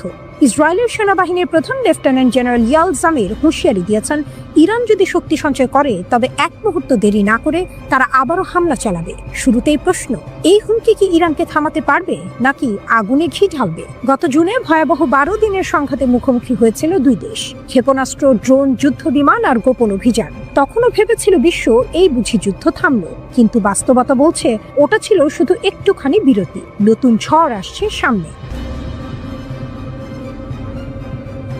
ইসরায়েলের দাবি, জামির গর্ব করে বলেছেন, জুনে তারা যে হামলা চালিয়েছিল সেটি ছিল রাষ্ট্র রক্ষার অপরিহার্য পদক্ষেপ। 13 জনের সেই গোপন অভিযানে ইরানের শীর্ষ সামরিক কর্মকর্তা, পারমাণবিক বিজ্ঞানী ও রাজনৈতিক নেতারা ছিলেন নিশানায়। ক্ষতিগ্রস্ত হয়েছিল ইরানের আকাশ প্রতিরক্ষা ও একাধিক পারমাণবিক স্থাপনা। সেটা শুধু হামলা নয়, ছিল গোয়েন্দা তথ্য, স্যাটেলাইট নজরদারি ও সাইবার আক্রমণের এক যৌথ প্রদর্শনী। ইসরায়েলের বার্তা স্পষ্ট, ইরান যদি আবারও শক্তি অর্জন করে তবে তারা দ্বিধাহীনভাবে আবারও আঘাত হানবে।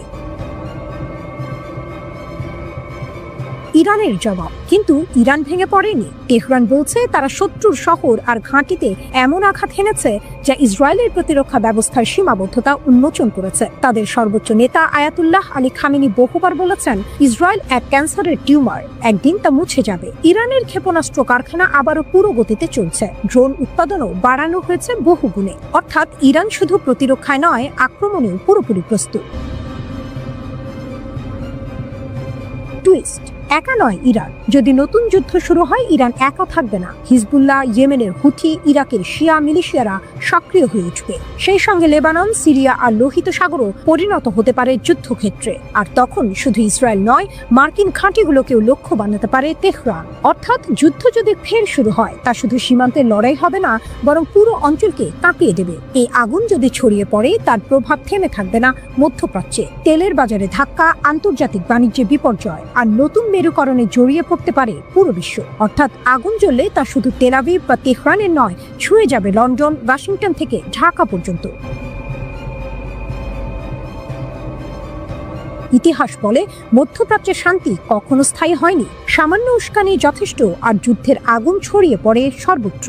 ইসরায়েল শক্তিশালী, পেছনে রয়েছে আমেরিকা, কিন্তু ইরান ছেড়ে কথা বলে না। ক্ষেপণাস্ত্র, ড্রোন, আঞ্চলিক মিত্র আর লৌহ কঠিন সংকল্প নিয়ে তেহরানও প্রস্তুত। যুদ্ধ যদি শুরু হয়, তা হবে আগের চেয়েও বহুমাত্রিক, আরো জটিল, আরো নির্মম। প্রশ্ন শুধু একটাই, কে আগে ট্রিগার টিপবে?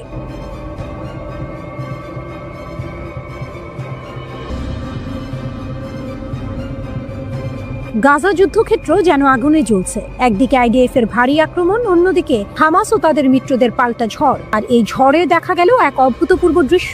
ইসরায়েলি সেনারা প্রাণ বাঁচাতে দৌড়াচ্ছে, যেন মৃত্যুর হাত থেকে পালানোর প্রতিযোগিতা।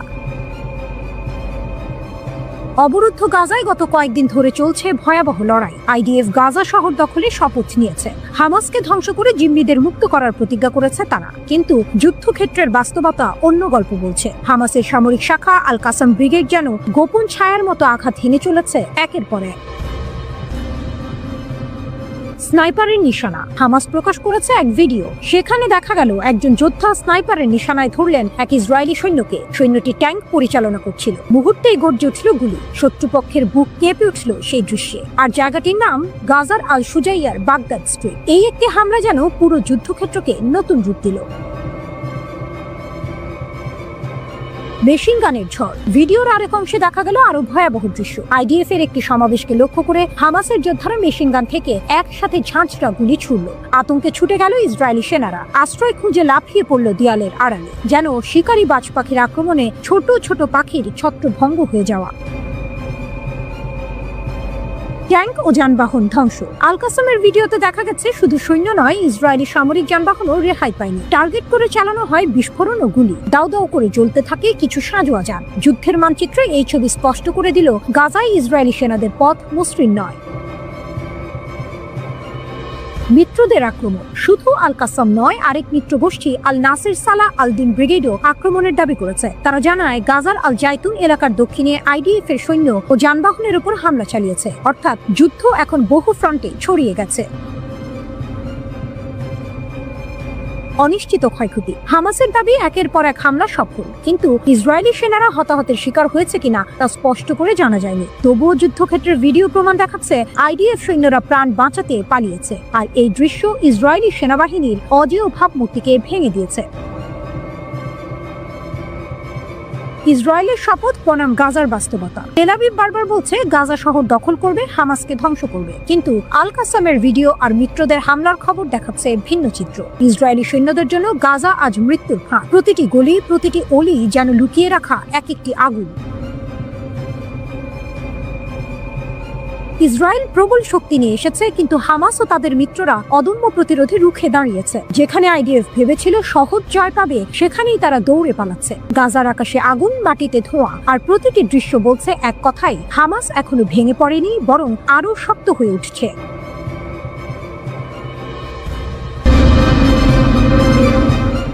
আলাস্কার বরফ গলল না। পুতিনের দৃঢ়তায় ট্রাম্পের অচল অবস্থা।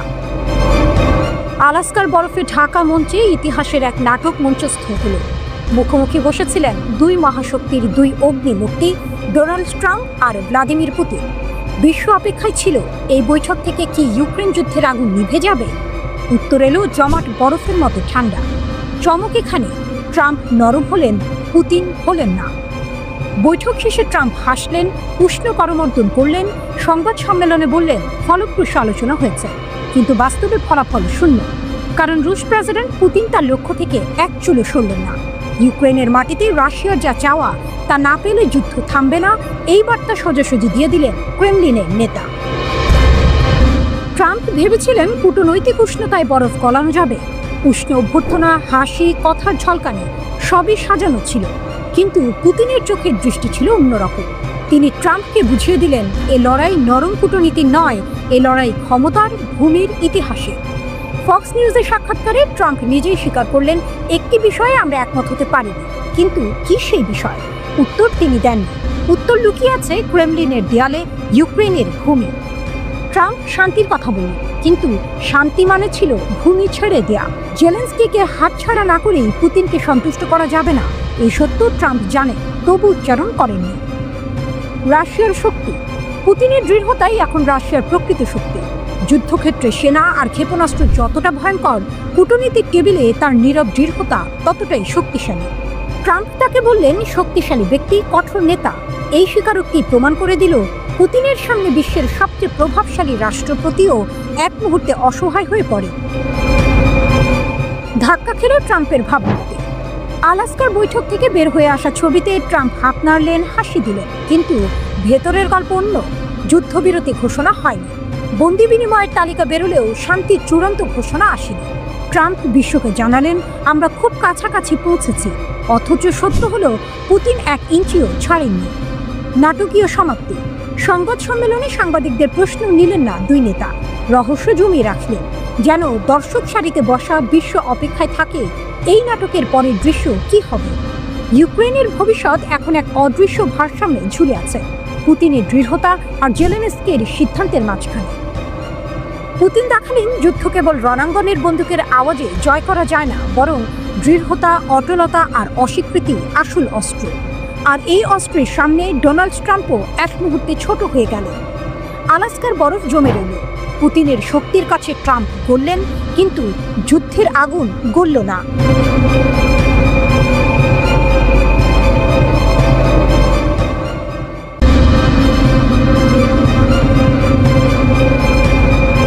আলাস্কার বরফে গলা যুদ্ধ, মস্কোর হৃদয়ে বাজল বিজয়ের ঢাক। আলাস্কার বরফে ঢাকা অ্যাঙ্করেজ শহর। সারা বিশ্ব তাকিয়েছিল এক বৈঠকের দিকে। টেবিলের দুই পাশে মুখোমুখি বসেছিলেন মার্কিন প্রেসিডেন্ট ডোনাল্ড ট্রাম্প আর রুশ প্রেসিডেন্ট ভ্লাদিমির পুতিন। 3 ঘন্টার সেই রুদ্ধশ্বাস বৈঠক শেষ হতেই পৃথিবী জুড়ে শুরু হলো বিশ্লেষণের ঝড়। কিন্তু মস্কোতে সেখানে ঢাক বাজল বিজয়ের। রাশিয়ার প্রভাবশালী রাজনীতিকরা ঘোষণা দিলেন এই বৈঠক শুধু এক বৈঠক নয়, এটা রাশিয়ার কূটনৈতিক জয়ের প্রতীক, আর ইউক্রেন ও তার ইউরোপীয় মিত্রদের জন্য এক নিঃশব্দ পরাজয়। রয়টার্স জানায়, বৈঠক শেষ হওয়ার পরপরই মস্কোর রাজনীতিকরা আনন্দে উচ্ছ্বসিত প্রতিক্রিয়া দিয়েছেন। আর গার্ডিয়ান লিখেছে, পুতিন কোনো ছাড় দেননি। ট্রাম্প যুদ্ধবিরতির দাবি তুললেও তা প্রত্যাখ্যান করেছেন।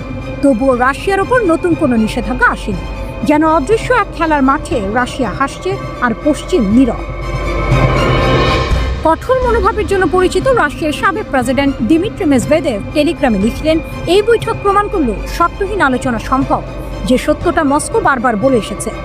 যুদ্ধ যখন ইউক্রেনে তীব্রতর হচ্ছে, তখনই এই দৃশ্য বিশ্বকে চোখে আঙুল দিয়ে দেখালো রাশিয়ার অবস্থান কতটা দৃঢ়। যুদ্ধ যখন ইউক্রেনে তীব্রতর হচ্ছে, তখনই এই দৃশ্য বিশ্বকে চোখে আঙুল দিয়ে দেখালো রাশিয়ার অবস্থান কতটা দৃঢ়।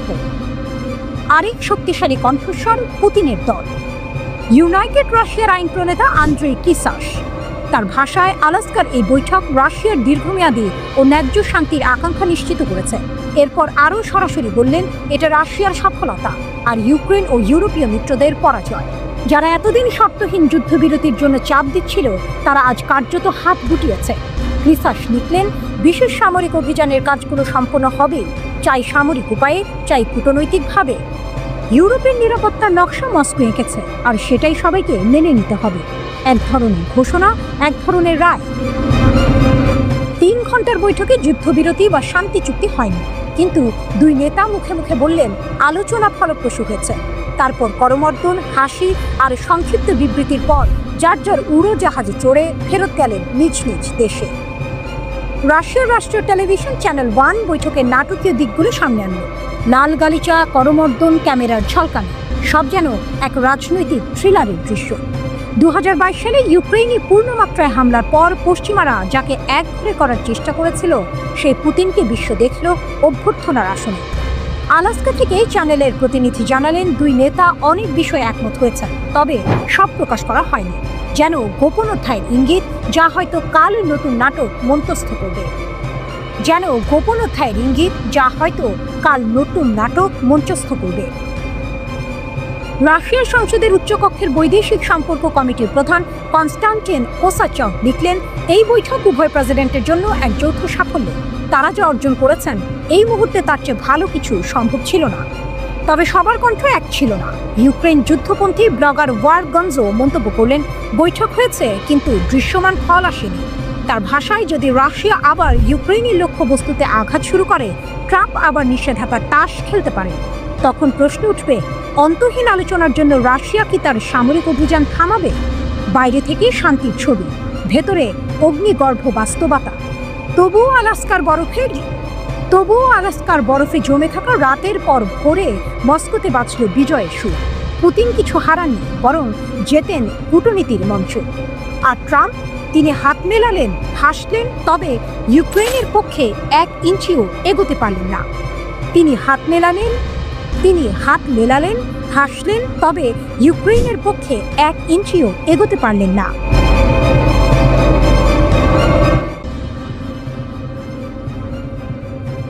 আলাস্কার বরফ ঢাকা আকাশে যেন ইতিহাস লেখা হলো নতুন করে। লাল গালিচার উপর নামলেন ভ্লাদিমির পুতিন, হাততালি ঢেউ তুললেন ডোনাল্ড ট্রাম্প। আর সেই মুহূর্তেই ক্যামেরার লেন্সে ধরা পড়ল এক ছবি, যা সোশ্যাল মিডিয়ায় ঝড় তুলেছে। হাঁটু গেড়ে বসে আছেন মার্কিন সেনারা। মনে হচ্ছে তারা রাশিয়ার প্রেসিডেন্টের জন্য লাল গালিচা বিছিয়ে দিচ্ছেন, যেন সমগ্র আমেরিকা নত যেন এক শক্তির সামনে। পুতিন মস্কোর সেই নেতা যিনি 2022 সালের ফেব্রুয়ারিতে ইউক্রেনের বুকে যুদ্ধের আগুন জ্বালিয়েছিলেন। তারপর থেকে পশ্চিমা বিশ্বে তার প্রবেশ যেন নিষিদ্ধ ছিল, আর সেই মানুষই প্রথমবার কোনো পশ্চিমা মাটিতে পা রাখলেন। স্থান যুক্তরাষ্ট্রের আলাস্কা, আর আয়োজন করলেন কে? ট্রাম্প নিজেই।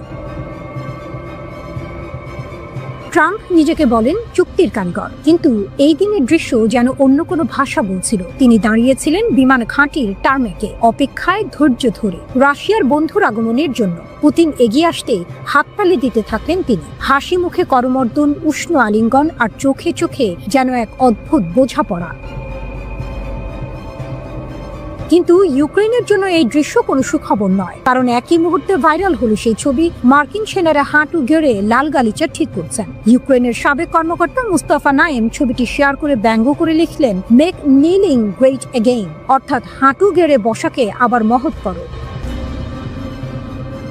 এ যেন এক প্রতীকী দৃশ্য। পুতিন যখন আলাস্কায় নামছেন, আমেরিকার সেনারা নতজান। বার্তা স্পষ্ট, পশ্চিমা শিবির যতই তাকে বিচ্ছিন্ন করার চেষ্টা করুক, রাশিয়ার শক্তিকে উপেক্ষা করা অসম্ভব। 3 ঘন্টা বৈঠক করলেন ট্রাম্প পুতিন। বহু বিষয়ে একমত হলেন তারা, তবে যুদ্ধবিরতি নিয়ে কোনো ঘোষণা এলো না। সাংবাদিকদের সামনে আসলেও কোনো প্রশ্ন নিলেন না দুই নেতা, শুধু উষ্ণ মন্তব্য। ট্রাম্প পরে ফক্স নিউজকে বললেন, আমাদের বৈঠক অত্যন্ত ফলপ্রসূ।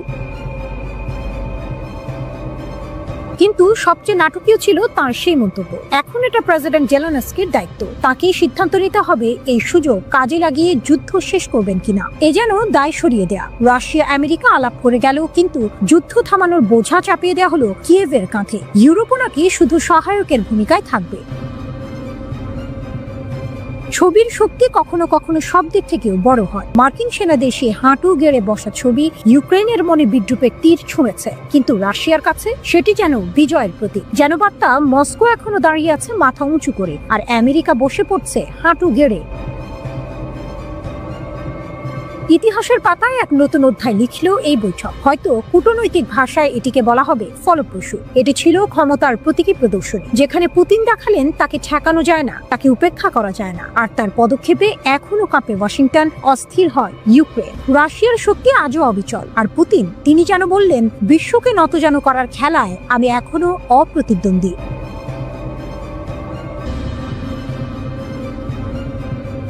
ট্রাম্প পুতিন বৈঠক, ইউরোপের সতর্কতা, ইরানের ছায়া, আলাস্কার বরফের প্রান্তরে এক ছবির মতো দৃশ্য। মুখোমুখি বসেছিলেন বিশ্বের দুই প্রভাবশালী নেতা, ডোনাল্ড ট্রাম্প ও ভ্লাদিমির পুতিন।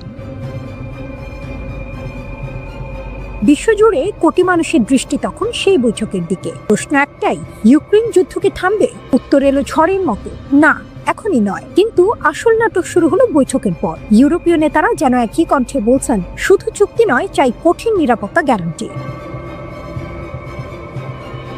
ইউক্রেনের আকুতি, ইউরোপের দৃঢ়তা। ইউক্রেনের প্রেসিডেন্ট জেলেনস্কি এক্সে লিখলেন, আমরা ট্রাম্পের ত্রিপক্ষীয় বৈঠকের প্রস্তাবকে স্বাগত জানাই।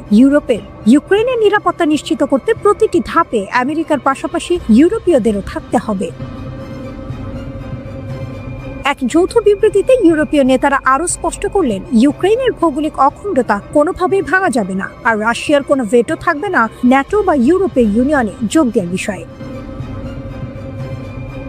তারা প্রতিজ্ঞা করলেন, রাশিয়ার যুদ্ধ অর্থনীতিকে ধ্বংস করার জন্য নিষেধাজ্ঞার চাপ আরও বাড়ানো হবে। ব্রিটেন, ফ্রান্স, ইতালি, জার্মানির সুর। লন্ডন থেকে প্রধানমন্ত্রী কিয়ার স্টারমার বললেন, ট্রাম্পের প্রচেষ্টা যুদ্ধ শেষ করার পথে আমাদের আগের যে কোনো সময়ের চেয়ে কাছে নিয়ে এসেছে, কিন্তু পুতিন থামবে না, তাই আমাদের চাপও থামবে না। প্যারিস থেকে ম্যাক্রো সতর্ক করলেন, রাশিয়া অতীতেও প্রতিশ্রুতি ভেঙেছে, এবারও পারে, তাই ঐক্যই আমাদের সবচেয়ে বড় শক্তি। ইতালির প্রধানমন্ত্রী জর্জিয়া মেলোনি বললেন, অবশেষে শান্তির আলো দেখা যাচ্ছে, ইতালি তার ভূমিকা পালন করে যাবে। বার্লিন থেকে চ্যান্সেলর ফ্রিডরিশ মের্জ আবারও জোর দিলেন, ইউক্রেন আমাদের অটল সংহতির ওপর ভরসা রাখতে পারে। যখন ইউরোপ একের পর এক ঘোষণা দিয়ে যাচ্ছে, তখন মঞ্চে ছায়ার মতো উঠে আসে রাশিয়ার আসল শক্তি। যে রাশিয়া শুধু কূটনীতির ভাষায় কথা বলে না, তার ভান্ডারে আছে ভয়ঙ্কর পারমাণবিক অস্ত্র, আছে হাইপারসনিক মিসাইল, আছে এমন যুদ্ধযন্ত্র যা মুহূর্তে খেলা ঘুরিয়ে দিতে পারে। ইউরোপ চায় কাগজে লেখা নিরাপত্তা, কিন্তু রাশিয়া জানে শক্তি মানে টেবিলের উপর রাখা স্বাক্ষর নয়, শক্তি মানে যুদ্ধক্ষেত্রে ঝলসে ওঠা আগুন। পুতিন কোনো ঘোষণা দিলেন না, কিন্তু তার নীরবতাই যেন বার্তা। আমরা চাইলে যুদ্ধ থামবে, না চাইলে চলবে। আর এই নীরবতা ইউরোপের কানে আরো কর্কশ শোনায়। আলাস্কার বৈঠক তাই সমাপ্ত হলো অর্ধেক আলো অর্ধেক অন্ধকারে। ইউরোপ ঘোষণা করছে সংহতি, ট্রাম্প ব্যস্ত কূটনীতির সূক্ষ্ম খেলায়, আর পুতিন বসে আছেন সেই পুরনো রাশিয়ান ধৈর্যে। বিশ্ব দেখল শান্তির স্বপ্ন এখনো দূরে, আর রাশিয়া প্রমাণ করলো এখনো তার হাতেই যুদ্ধ থামানোর আসল চাবিকাঠি। কাগজে গ্যারান্টি চাইতে পারে ইউরোপ, কিন্তু যুদ্ধের বাস্তবতায় গ্যারান্টি দেয় কেবল শক্তি, আর সেই শক্তি আজও রাশিয়ার হাতে। আকাশের ছায়াযুদ্ধ, ইরানের নতুন বার্তা, প্রতিরক্ষার আড়ালে আক্রমণের ইঙ্গিত। ভাবুন, এক উত্তেজনাপূর্ণ দৃশ্য। মধ্যপ্রাচ্যের আকাশে যুদ্ধ বিমান ঘুরে বেড়াচ্ছে, ক্ষেপণাস্ত্রের হুমকি চারপাশে। ঠিক তখনই ইরান জানিয়ে দিল, আমাদের আকাশ অজেয়। এই ঘোষণাটা শুধু সামরিক দম্ভ নয়, বরং এক গভীর কৌশলগত বার্তা। 16ই আগস্ট ইরানের গুরুত্বপূর্ণ বিমান প্রতিরক্ষা ঘাঁটি কমের ফর্দ এয়ার ডিফেন্স বেজে পৌঁছান Khatam al Anbiya air defence commander brigadier general. তিনি ঘাঁটির বিভিন্ন অংশ ঘুরে দেখেন, সেনাদের সাথে কথা বলেন এবং শহীদ যোদ্ধাদের স্মরণ করেন, যারা গত জুনে ইসরায়েলের সঙ্গে 12 দিনের যুদ্ধে প্রাণ হারিয়েছেন। জেনারেল স্পষ্ট জানিয়ে দেন, দেশের সার্বভৌমত্ব রক্ষায় বিমান প্রতিরক্ষা বাহিনী প্রথম সারির ঢাল। শত্রুর যে কোনো আক্রমণ আকাশেই থামিয়ে দেওয়া হবে। এই বার্তাটা শুধু প্রতিরক্ষা নিয়ে নয়, বিশ্লেষকরা বলছেন ইরান আসলে বোঝাতে চাইছে তারা শুধু আকাশ পাহারা দিচ্ছে না, সক্রিয় প্রতিরক্ষার কৌশল নিয়েছে। মানে যদি হামলা আসে আকাশে থামানো হবে, আবার একই সঙ্গে শত্রুর ঘাঁটিতেও পাল্টা আঘাত যাবে। বার্তার আড়ালে বার্তা, শত্রুর উদ্দেশ্যে সতর্কবার্তা। যুক্তরাষ্ট্র সম্প্রতি ইরানের পারমাণবিক স্থাপনায় হামলার হুমকি দিয়েছে। ইরান জানিয়ে দিল, আকাশ প্রতিরক্ষা ব্যবস্থা দাঁড়িয়ে আছে, যে কোনো মুহূর্তে আক্রমণ ঠেকাতে প্রস্তুত। জনগণের উদ্দেশ্যে আত্মবিশ্বাস, শহীদ সেনাদের স্মরণ আর আকাশ প্রতিরক্ষার শক্তি তুলে ধরে জনগণকে আশ্বস্ত করা, আপনারা নিরাপদ। কূটনৈতিক ইঙ্গিত, ইরান বোঝাতে চাইছে তারা একেবারেই দুর্বল নয়, বরং প্রতিপক্ষের সামরিক শক্তিকে পাল্টা চ্যালেঞ্জ করতে সক্ষম। ইরানের শক্তি কতটা? ইরান বলছে তাদের প্রতিরক্ষা ব্যবস্থা অজেয়। সত্যিই তাদের হাতে আছে বাভার 373 নামের উন্নত প্রতিরক্ষা ব্যবস্থা, যা S-400 এর সমকক্ষ বলে দাবি। আধুনিক রাডার, যা একসাথে বহু লক্ষ্য শনাক্ত করতে পারে। আকাশ প্রতিরক্ষা ড্রোন ও মিসাইল, যেগুলো আগেও মার্কিন ড্রোন ভূপাতিত করে দেখিয়েছে। তবে প্রশ্ন থেকেই যায়, আধুনিক মার্কিন ও ইসরায়েলি প্রযুক্তির সঙ্গে সত্যি কি পাল্লা দিতে পারবে ইরানের আকাশ প্রতিরক্ষা? নাকি এই ঘোষণা মূলত রাজনৈতিক ও মনস্তাত্ত্বিক বার্তা, যা জনগণকে সাহসী রাখার জন্য বেশি? এবার কাল্পনিক দৃশ্য, মধ্যপ্রাচ্যের আকাশ অন্ধকার, দূরে গর্জন করছে যুদ্ধ বিমান। হঠাৎ রাডারের স্ক্রিনে ধরা পড়ে শত্রুর ছোড়া মিসাইল। ইরানের প্রতিরক্ষা ঘাঁটি সতর্ক হয়েছে, সাইরেন বাজতে থাকে। একটা ক্ষেপণাস্ত্র ছুটে আসে, আর মুহূর্তের মধ্যেই সেটিকে আঘাত করে ধ্বংস করে দেয় ইরানের প্রতিরক্ষা মিসাইল। কমান্ডারের কণ্ঠ ভেসে আসে, আমাদের আকাশ ভেদ করা যাবে না, আঘাত করলে পাল্টা জবাব হবে আরও কঠিন। এভাবেই শত্রুদের জবাব দিবে ইরান।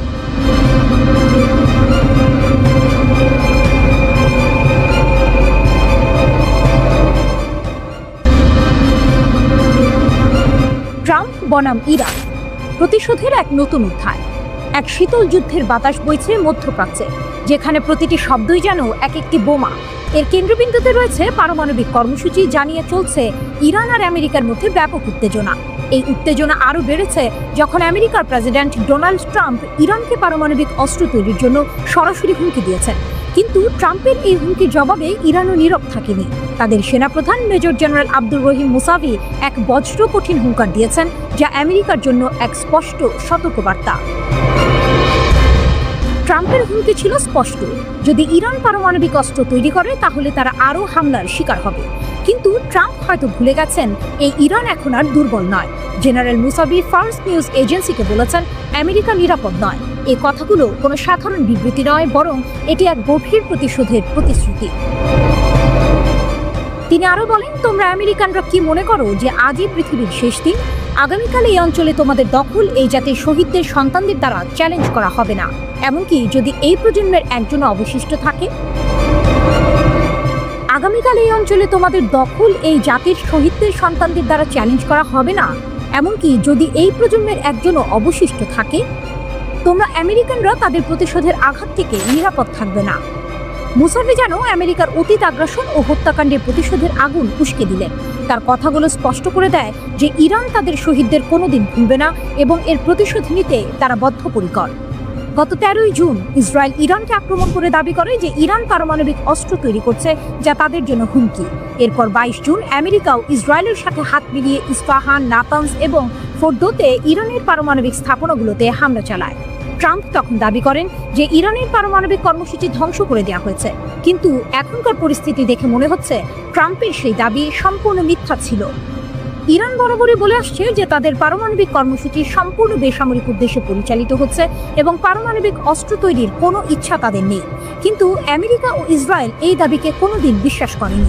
এই দুই দেশের হামলা ইরানকে আরও বেশি সতর্ক ও শক্তিশালী হতে বাধ্য করেছে।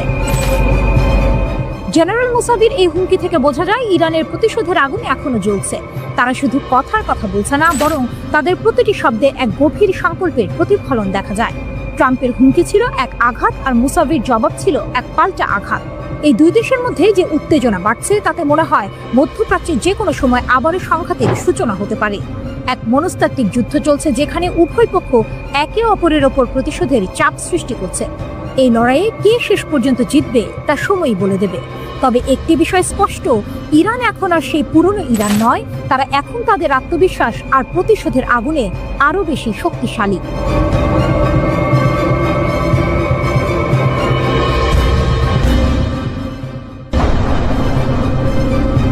মার্কিন যুদ্ধজাহাজ কি বিশাল হুমকির মুখে? আমেরিকার যুদ্ধজাহাজের জন্য এক নতুন বিপদ ঘনিয়ে আসছে। লোহিত সাগর, আরব সাগর এবং এমনকি ভারত মহাসাগর পর্যন্ত প্রতিটি মার্কিন, ইসরায়েলি এবং ব্রিটিশ যুদ্ধজাহাজ এখন এক নতুন হুমকির মুখে। এই হুমকির নাম সায়াদ ক্রুজ ক্ষেপণাস্ত্র, যার মালিক ইয়েমেনি সশস্ত্র বাহিনী, একদল গেরিলা যোদ্ধা যারা এখন বিশ্ব শক্তির বিরুদ্ধে নিজেদেরকে এক অপ্রতিরোধ্য সামরিক শক্তি হিসেবে প্রতিষ্ঠা করছে। ইয়েমেনের সশস্ত্র বাহিনী 800 কিলোমিটার পর্যন্ত আঘাত হানতে সক্ষম এই নতুন ক্ষেপণাস্ত্রের সফল পরীক্ষা চালিয়েছে। সবচেয়ে চাঞ্চল্যকর খবর হলো তারা নিশ্চিত করেছে যে এই ক্ষেপণাস্ত্র এখন আনুষ্ঠানিকভাবে তাদের অস্ত্রাগারে যুক্ত হয়েছে। এই ক্ষেপণাস্ত্রটির নামই হলো সায়াদ। এই ক্ষেপণাস্ত্রের ক্ষমতা দেখে মনে হচ্ছে ইয়েমেনিরা এবার শুধু প্রতিরোধের জন্য নয়, বরং প্রতিপক্ষকে সরাসরি চ্যালেঞ্জ করার জন্য প্রস্তুত। এই ক্ষেপণাস্ত্রের সবচেয়ে বড় বৈশিষ্ট্য হলো এর ক্ষমতা এবং ধূর্ততা।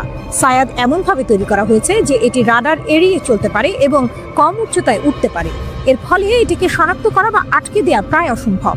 এটি একটি চলমান লক্ষ্যবস্তুতেও উচ্চ নির্ভুলতার সঙ্গে আঘাত হানতে সক্ষম। একটি মোবাইল ট্রাক থেকে এটি উৎক্ষেপণ করা হয়, যা এর গতিশীলতা ও গোপনীয়তা আরও বাড়িয়ে দেয়। সায়াদের ভেতরে রয়েছে 200 থেকে 300 কেজির একটি শক্তিশালী ওয়ারহেড, যা দিয়ে একটি বড় নৌযানকে সহজেই ধ্বংস করা যায়। এটি কেবল জাহাজে আঘাত হানতেই সক্ষম নয়, এর রয়েছে স্যাটেলাইট গাইডেন্স সিস্টেম, যা এটিকে স্থলভাগের লক্ষ্যবস্তুতেও হামলা চালাতে সাহায্য করে। ইয়েমেনি সশস্ত্র বাহিনী দাবি করছে যে তারা এখন ইয়েমেনের যে কোনো স্থান থেকে লোহিত সাগর, আরব সাগর, এমনকি ভারত মহাসাগরের জাহাজগুলোতে হামলা চালাতে পারে। 2023 সালের সেপ্টেম্বরে রাজধানী সানার আল সাবনি স্কোয়ারে অনুষ্ঠিত এক সামরিক কুচকাওয়াজে প্রথমবারের মতো সায়াদ ক্ষেপণাস্ত্র জনসম্মুখে প্রদর্শিত হয়। তখন বলা হয়েছিল এটি একটি মধ্যম পাল্লার ক্ষেপণাস্ত্র, যা স্থির ও চলমান উভয় প্রকার লক্ষ্যবস্তুতে আঘাত হানতে পারে। ইরান সমর্থিত ইয়েমেনি সশস্ত্র বাহিনী এই ক্ষেপণাস্ত্রটির নকশা তৈরি করেছে ইরানের কাদের 380 এবং পাভে ক্ষেপণাস্ত্রের অনুকরণে। এটি প্রমাণ করে যে ইরান শুধু মৌখিক সমর্থন নয়, বরং সরাসরি সামরিক প্রযুক্তির মাধ্যমে ইয়েমেনি সশস্ত্র বাহিনীর ক্ষমতা বাড়িয়ে তুলছে। এটি যেন এক গোপন সামরিক সহযোগিতা, যা পশ্চিমা শক্তির জন্য এক নতুন মাথা ব্যথার কারণ হয়ে দাঁড়িয়েছে। ইসরায়েলের সাথে সংঘাত শুরু হওয়ার পর থেকে হুথিরা তাদের ক্ষেপণাস্ত্রের ভান্ডার বাড়িয়ে চলেছে। প্রতিবেদন অনুযায়ী তাদের কাছে এখন 100টির বেশি ক্রুজ ক্ষেপণাস্ত্র মজুদ রয়েছে। একসময় যারা শুধু সাধারণ বিদ্রোহী হিসেবে পরিচিত ছিল, তারা এখন নিজেদেরকে এমন এক সামরিক শক্তি হিসেবে তৈরি করেছে যাদেরকে হালকাভাবে নেওয়া আর সম্ভব নয়। এর ফলে আমেরিকার যুদ্ধ জাহাজগুলো এখন বিশাল হুমকির মুখে। 2015 সাল থেকে শুরু হওয়া সৌদি আগ্রাসনের পর ইয়েমেন ধাপে ধাপে নিজের সামরিক প্রযুক্তি শক্তিশালী করেছে। প্রাথমিক পর্যায়ে তাদের কাছে ছিল সোভিয়েত যুগের পুরনো সিস্টেম, কিন্তু 2017 সালে কুচ 1 ক্ষেপণাস্ত্রের আবির্ভাবের পর দৃশ্যপট পাল্টে যায়। বিশেষজ্ঞরা বলছেন সায়াদ ক্ষেপণাস্ত্রের মাধ্যমে ইয়েমেন শুধু নিজের ভূখণ্ড রক্ষা নয়, বরং শত্রুর সাগর জুড়ে ঘোরাফেরা করা বাণিজ্যিক ও রণতরী জাহাজগুলোকে স্পষ্ট বার্তা দিয়েছে এখন থেকে ওই জাহাজগুলো সমুদ্রপথে আর নিরাপদ নয়। এই ক্ষেপণাস্ত্র যুদ্ধের গতিপথ পরিবর্তনের সম্ভাবনাও সৃষ্টি করেছে।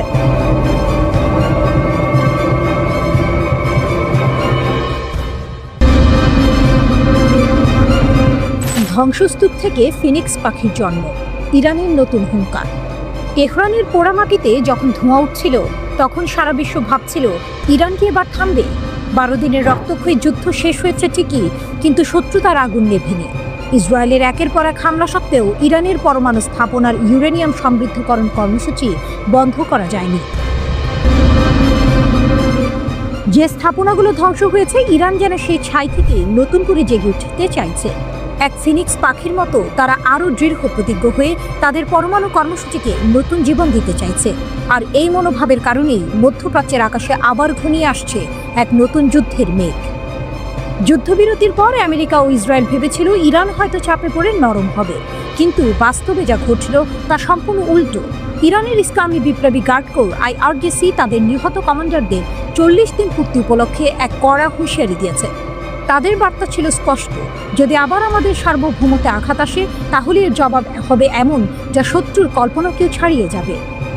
এই হুঙ্কার শুধু কথার কথা নয়, এর পেছনে রয়েছে আগের যুদ্ধের বাস্তব অভিজ্ঞতা। ইসরায়েল ও আমেরিকা ইরানের পরমাণু স্থাপনাগুলোতে হামলা চালিয়েও তাদের লক্ষ্য অর্জনে ব্যর্থ হয়েছে। বরং ইরান দ্রুতই ক্ষতিগ্রস্ত স্থাপনাগুলো সংস্কারের কাজ শুরু করেছে। তারা স্পষ্ট করে দিয়েছে, হামলা চালিয়ে তাদের পরমাণু কর্মসূচি থেকে সরানো যাবে না। IRGC আরও হুঁশিয়ারি দিয়েছে যে যদি ভবিষ্যতে আবারও হামলা চালানো হয়, তাহলে তাদের প্রতিশোধ হবে অপারেশন ট্রু প্রমিস 3 এর চেয়েও ভয়াবহ। গত যুদ্ধের সময় ইসরায়েলের বিমান হামলার জবাবে ইরান তাদের গুরুত্বপূর্ণ অবকাঠামোতে একের পর এক ক্ষেপণাস্ত্র হামলা চালিয়েছিল। আধুনিক আকাশ প্রতিরক্ষা ব্যবস্থাও সেই হামলাকে পুরোপুরি আটকাতে পারেনি। সেই হামলার তীব্রতা এত বেশি ছিল যে লাখ লাখ ইসরায়েলি নাগরিককে বাংকারে আশ্রয় নিতে হয়েছিল। এখানেই শেষ নয়, আমেরিকার হামলার জবাবে ইরান কাতারে অবস্থিত তাদের একটি সামরিক ঘাঁটিতেও হামলা চালায়। এই প্রতিশোধের তীব্রতা ক্রমে এতটাই বাড়তে থাকে যে শেষ পর্যন্ত আমেরিকা ও ইসরায়েল যুদ্ধবিরতি ঘোষণা করতে বাধ্য হয়। IRGC তাদের বিবৃতিতে সেই কথাটাই মনে করিয়ে দিয়েছে। তারা বলছে, ইরান এখন অপরাধী ইসরায়েল ও মার্কিন গ্যাংয়ের বিরুদ্ধে নিজেদের স্বাধীনতা অর্জনের লক্ষ্যে অটল। IRGCর এই হুঙ্কার কেবল প্রতিরোধের বার্তা নয়, বরং একটি নতুন আত্মবিশ্বাসের প্রতিফলন। তারা বলছে, শহীদদের রক্তে রঞ্জিত ইরান এখন একটি অপ্রতিরোধ্য বৈশ্বিক শক্তি হিসেবে মাথা উঁচু করে দাঁড়িয়ে আছে। ইরান এখন যে কোনো শত্রুর পতন ঘটাতে পুরোপুরি প্রস্তুত। এই চরম হুঁশিয়ারিগুলো থেকে বোঝা যায় মধ্যপ্রাচ্যের পরিস্থিতি এখন এক নতুন মোড়ে এসে দাঁড়িয়েছে। ইরান আর কোনো দুর্বল প্রতিপক্ষ নয়, বরং এক শক্তিশালী ও অপ্রতিরোধ্য শক্তি। আমেরিকা ও ইসরায়েল কি এই হুঁশিয়ারিকে গুরুত্ব দেবে, নাকি আবারও কোনো ভুল পদক্ষেপ নেবে? এই প্রশ্নের উত্তরে নির্ধারণ করবে ভবিষ্যতে এই অঞ্চলে শান্তি থাকবে নাকি নতুন কোনো যুদ্ধের দামামা বাজবে।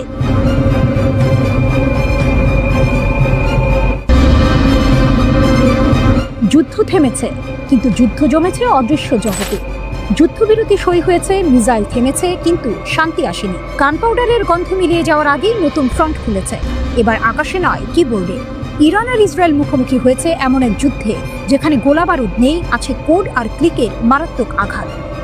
দৃশ্যপট বদলেছে, যুদ্ধের রূপ নয়। জুনের ছোট্ট যুদ্ধ শেষ হয়েছে 24 তারিখে। ভেবেছিল সবাই অন্তত কিছুদিনের জন্য শান্তি ফিরবে, কিন্তু যুদ্ধ থামলেও কেবল বাস্তব জগতে। অদৃশ্য সাইবার অমনের লড়াই যেন আরও তীব্র হয়েছে। ইসরায়েলি সাইবার ট্রেড গোয়েন্দা সংস্থা ক্লিয়ার স্কাইয়ের প্রধান বোয়াজ দোলফ জানিয়েছেন, যুদ্ধবিরতির পরও ইরান সংযুক্ত হ্যাকাররা মাইক্রোসফট সার্ভারের নতুন দুর্বলতাকে কাজে লাগিয়ে ইসরায়েলি প্রতিষ্ঠানগুলোতে আক্রমণ চালিয়েছে। লক্ষ্য গোপন তথ্য হাতানো এবং সিস্টেম ভেঙে ফেলা। পাল্টাপাল্টি হামলার নাটকীয়তা। এই যুদ্ধে দুপক্ষই সমান আগ্রহী প্রতিশোধে। সংঘাতের সময় ইসরায়েলি সংযুক্ত হ্যাকার দল গঞ্জেশকে দাঁড়ান দিয়ে ইরানের নোবিটেক্স ক্রিপ্টোকারেন্সি এক্সচেঞ্জ থেকে $90 মিলিয়ন হাতিয়ে নিয়েছিল। শুধু তাই নয়, ইরানের বড় 2 ব্যাংক সেপা এবং পাসারগাদের মূল এবং ব্যাকআপ ডেটা সেন্টার অকেজো করে পরিষেবা বিপর্যস্ত করেছিল তারা। ইরানও থেমে থাকেনি। তারা প্রায় 50টি ইসরায়েলি কোম্পানির বিরুদ্ধে হ্যাক অ্যান্ড লিক অভিযান চালায়। টার্গেট কোম্পানির গোপন নথি ফাঁস করে দেওয়া এবং সিস্টেম ধ্বংস করতে ম্যালওয়্যার ঢোকানো। ফলে ইসরায়েলের শক্তিশালী কোম্পানিগুলোকে উদ্বেগে থাকতে হয়েছে। সবচেয়ে বড় ঝুঁকিতে ছোটরা। বড় বড় সামরিক ও প্রযুক্তি কোম্পানির সাইবার প্রতিরক্ষা ভাঙা কঠিন। তাই ইরানিরা কৌশল পাল্টে ছোট দুর্বল ব্যবসাগুলোকে টার্গেট করে। লজিস্টিক্স, জ্বালানি সরবরাহকারী, এমনকি মানব সম্পদ সংস্থাগুলো এর শিকার। এই হামলায় তারা হাজার হাজার ইসরায়েলি নাগরিকের সিভি পেয়েছে, যাদের পটভূমি প্রতিরক্ষা ও নিরাপত্তা সংক্রান্ত। ছোট প্রতিষ্ঠানগুলো এখন প্রতিরক্ষা জোরদারে আগের চেয়ে অনেক বেশি খরচ করছে। কেউ কেউ আর্থিক চাপে দমবন্ধ অবস্থায়। ইরানের অদৃশ্য শক্তি। মিসাইল পরীক্ষার মতো সাইবার যুদ্ধের খবর ইরান খুব একটা প্রচার করে না, কিন্তু তাদের বার্তা স্পষ্ট। শুধু আকাশপথ নয়, অনলাইন দুনিয়াতেও তারা প্রতিপক্ষের গলা চেপে ধরতে পারে। দোলফ স্বীকার করেছেন, ভৌত জগতে যুদ্ধবিরতি থাকলেও সাইবার অঙ্গনে যুদ্ধ অব্যাহত। আর এই যুদ্ধের ফলাফল শুধু সামরিক নয়, আর্থিক, কৌশলগত এবং মনস্তাত্ত্বিক ক্ষেত্রেও প্রভাব ফেলছে। শেষ দৃশ্য, এক অদৃশ্য ফ্রন্ট লাইনের গল্প। একসময়ে যুদ্ধ মানে ছিল সৈনিক, ট্যাঙ্ক আর গোলাবর্ষণ। এখন যুদ্ধ মানে সার্ভার রুম, হ্যাকিং টুলস আর নীরব কমান্ড প্রম্পটে আক্রমণের কোড। ইরান ইসরায়েলের সংঘাতের নতুন অধ্যায় প্রমাণ করে, যুদ্ধবিরতি শুধু এক ধরনের বিরাম চিহ্ন, যা অদৃশ্য যুদ্ধে গিয়ে শেষ হয় না। মিসাইলের শব্দ নেই, ধোঁয়ার কুণ্ডলী নেই, তবু প্রতিটি ক্লিক, প্রতিটি কোডের লাইনই হতে পারে নতুন এক বিস্ফোরণ। আর এই খেলায় ইরান প্রমাণ করছে, তারা শুধু মাঠের খেলোয়াড় নয়, ডিজিটাল যুদ্ধক্ষেত্রেরও এক ভয়ঙ্কর প্রতিদ্বন্দ্বী।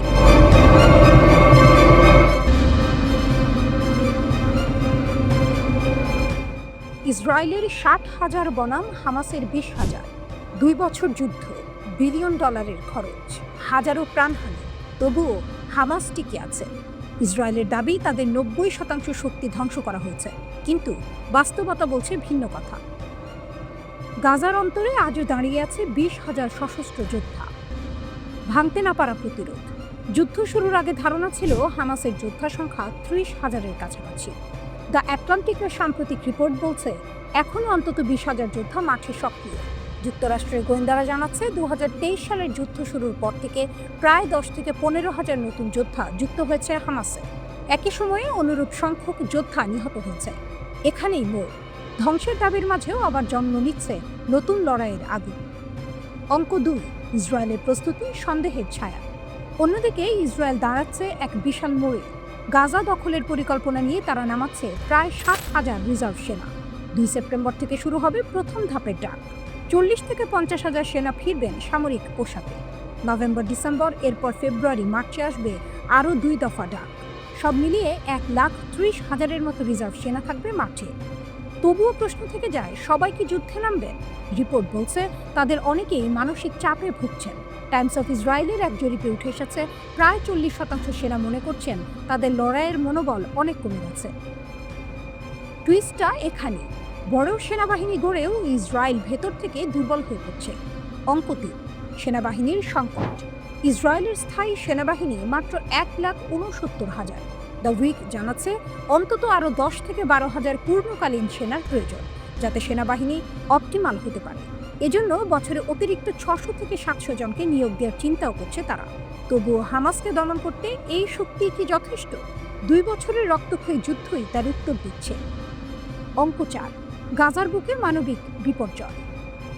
অঙ্ক 4, গাজার বুকে মানবিক বিপর্যয়। গাজার মাটিতে চলছে অন্য যুদ্ধ। আন্তর্জাতিক বিশেষজ্ঞরা ঘোষণা করেছেন, গাজা এখন দুর্ভিক্ষের দ্বার প্রান্তে। হাজারো শিশু অপুষ্টিতে মারা যাচ্ছে।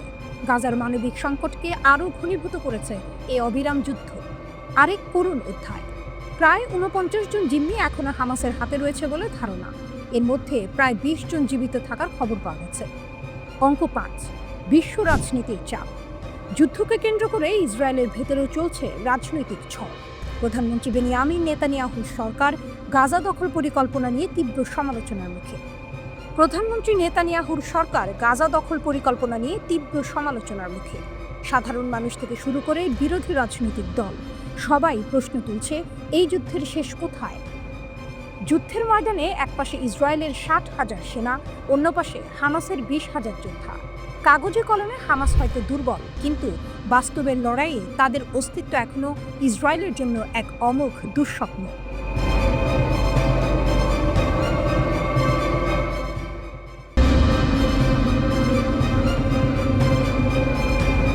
পশ্চিমা দুনিয়া চেয়েছিল ইরানকে হাঁটু গেড়ে বসাতে। নিষেধাজ্ঞার জাল ছুঁড়ে রেখেছিল যুক্তরাষ্ট্র, সঙ্গ দিয়েছে ইউরোপের মিত্ররা। উদ্দেশ্য একটাই, ইসলামী বিপ্লবের দেশ যেন কোনোদিন মাথা তুলে দাঁড়াতে না পারে। কিন্তু আজ ছবিটা সম্পূর্ণ আলাদা। সময়ের পরিক্রমায় সেই ইরানি হয়ে উঠছে পরাশক্তি। আর এবার যে খবর প্রকাশ্যে এলো, তা যেন শত্রুর বুকে ধাক্কা মারল বজ্রপাতের মতো। গোপন কারখানার রহস্য। রাষ্ট্রীয় টেলিভিশনে এক সাক্ষাৎকারে প্রতিরক্ষামন্ত্রী আজিজ নাসিরজাদে জানালেন, ইরান কেবল নিজেদের মাটিতেই নয়, বিদেশের মাটিতেও গড়ে তুলেছে অস্ত্র কারখানা। কোন কোন দেশে এই কারখানা আছে তা এখনই প্রকাশ করতে চাননি তিনি। তবে তার কণ্ঠে দৃঢ়তায় স্পষ্ট হয়ে গেল, সময় এলে শত্রুর সামনে নামগুলো একে একে ফাঁস করা হবে। এই ঘোষণায় যথেষ্ট আতঙ্ক জাগানোর জন্য, কারণ এর মানে দাঁড়াচ্ছে ইরানের হাত এখন সীমান্ত ছাড়িয়ে ছড়িয়ে পড়েছে বহু দেশে। নতুন ওয়ারহেড, নতুন শক্তি। জাদে আরও জানিয়েছেন, গত 1 বছরে ইরান সফলভাবে পরীক্ষা করেছে একাধিক আধুনিক ওয়ারহেড। এগুলো শুধু উন্নত নয়, ভয়ঙ্কর কার্যকর। অর্থাৎ প্রতিটি পরীক্ষার পর ইরানের সামরিক ভাণ্ডার আরও শানিত হচ্ছে। পশ্চিমাদের চাপ, নিষেধাজ্ঞা সবকিছু উপেক্ষা করে ইরান এগিয়ে যাচ্ছে ক্ষেপণাস্ত্র উন্নয়নের পথে। যুদ্ধের শিক্ষা। সম্প্রতি ইসরায়েলের সঙ্গে সংঘাতের অভিজ্ঞতার কথাও বললেন প্রতিরক্ষামন্ত্রী।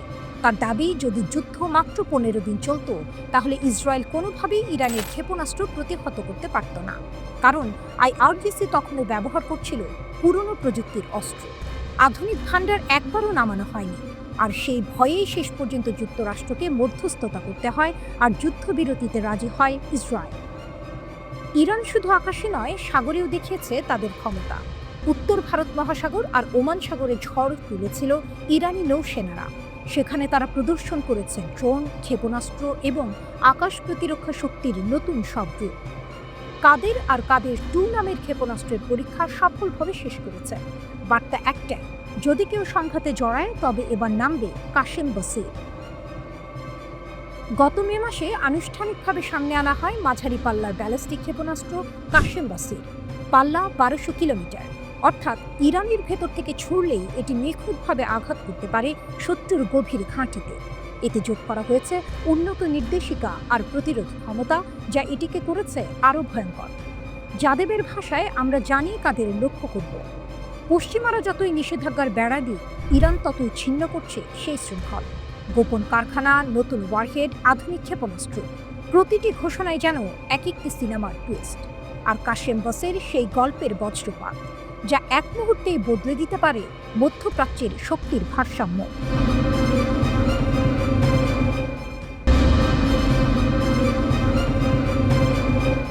ভূমিকম্প নাকি পারমাণবিক পরীক্ষা? কেরমানে ইরানের রহস্য ঘেরা শক্তি। আলো নিভে গেলে নিস্তব্ধতার ভেতরে যখন মাটি কেঁপে ওঠে, তখন প্রশ্ন ওঠে, এটি কি কেবল প্রকৃতির খেলা, নাকি মানুষের তৈরি বজ্রধ্বনি? ইরানের দক্ষিণাঞ্চলীয় কেরমানে ভূমিকম্প যেন এই প্রশ্নকে সামনে এনে দাঁড় করিয়েছে। রিক্টার স্কেলে 5.1 এর বেশি মাত্রার এই কম্পন শুধু ইরানের মাটি নয়, কাঁপিয়ে দিয়েছে যুক্তরাষ্ট্র ও ইসরায়েলের বুকও। সাধারণত ইরানে ভূমিকম্প নতুন কিছু নয়। বছরে গড়ে 2000-এর বেশি কম্পন এখানে হয়, যার মধ্যে অন্তত 15টির মাত্রা থাকে 5 বা তার বেশি। কিন্তু এবারের ঘটনা আলাদা, কারণ ভূমিকম্পের কেন্দ্র ছিল শহর থেকে 30 কিলোমিটার দূরের জনহীন এলাকা, যেখানে রয়েছে ইরানের বিপ্লবী গার্ড বাহিনীর একটি শিবির ও ক্ষেপণাস্ত্র মজুত কেন্দ্র। একই রকমভাবে জুন মাসে সেমনান অঞ্চলের কম্পনও হয়েছিল এমন এক জায়গায় যেখানে রয়েছে ক্ষেপণাস্ত্র কমপ্লেক্স আর স্পেস সেন্টার। পশ্চিমারা তাই নতুন করে প্রশ্ন তুলছে, এটি কি সত্যিই প্রাকৃতিক ভূমিকম্প, নাকি ইরানের গোপন পারমাণবিক অস্ত্র পরীক্ষার ফল? ইতিহাসের ছায়া। বিশেষজ্ঞরা জানাচ্ছেন, পরমাণু বিস্ফোরণের সময় মাটির নিচে যে শক্তি নির্গত হয় তা অনেকটা ভূমিকম্পের মতোই কম্পন তৈরি করতে পারে। যদিও তারা স্পষ্ট করেছেন, ভূমিকম্প আর পারমাণবিক বিস্ফোরণকে আলাদা করা সম্ভব। এখন পর্যন্ত কোনো আন্তর্জাতিক সংস্থা আনুষ্ঠানিকভাবে ইরানের বিরুদ্ধে অভিযোগ তোলেন। তবুও জল্পনা থামছে না, কারণ সাম্প্রতিক ইতিহাসে সন্দেহ জাগাচ্ছে। জুন মাসেই ইসরায়েল চালিয়েছিল অপারেশন রাইজিং লায়ন, যেখানে একাধিক বিমান ও ক্ষেপণাস্ত্র হামলা হয় ইরানের পরমাণু কেন্দ্রগুলো।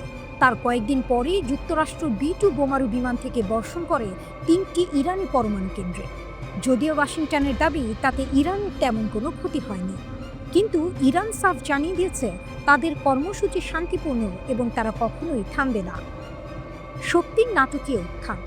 এই পটভূমিতে কেরমানের ভূমিকম্প যেন এক সিনেমাটিক টুইস্ট। আকাশ থমথমে, বাতাস ভারী, আর মাটির নিচে যেন বিস্ফোরিত হচ্ছে অজানা এক শক্তি। পশ্চিমাদের আশঙ্কা, ইরান হয়তো পরীক্ষার মাধ্যমে জানিয়ে দিল তারা কেবল আঞ্চলিক শক্তি নয়, পারমাণবিক ক্ষমতার দ্বারপ্রান্তে দাঁড়িয়ে।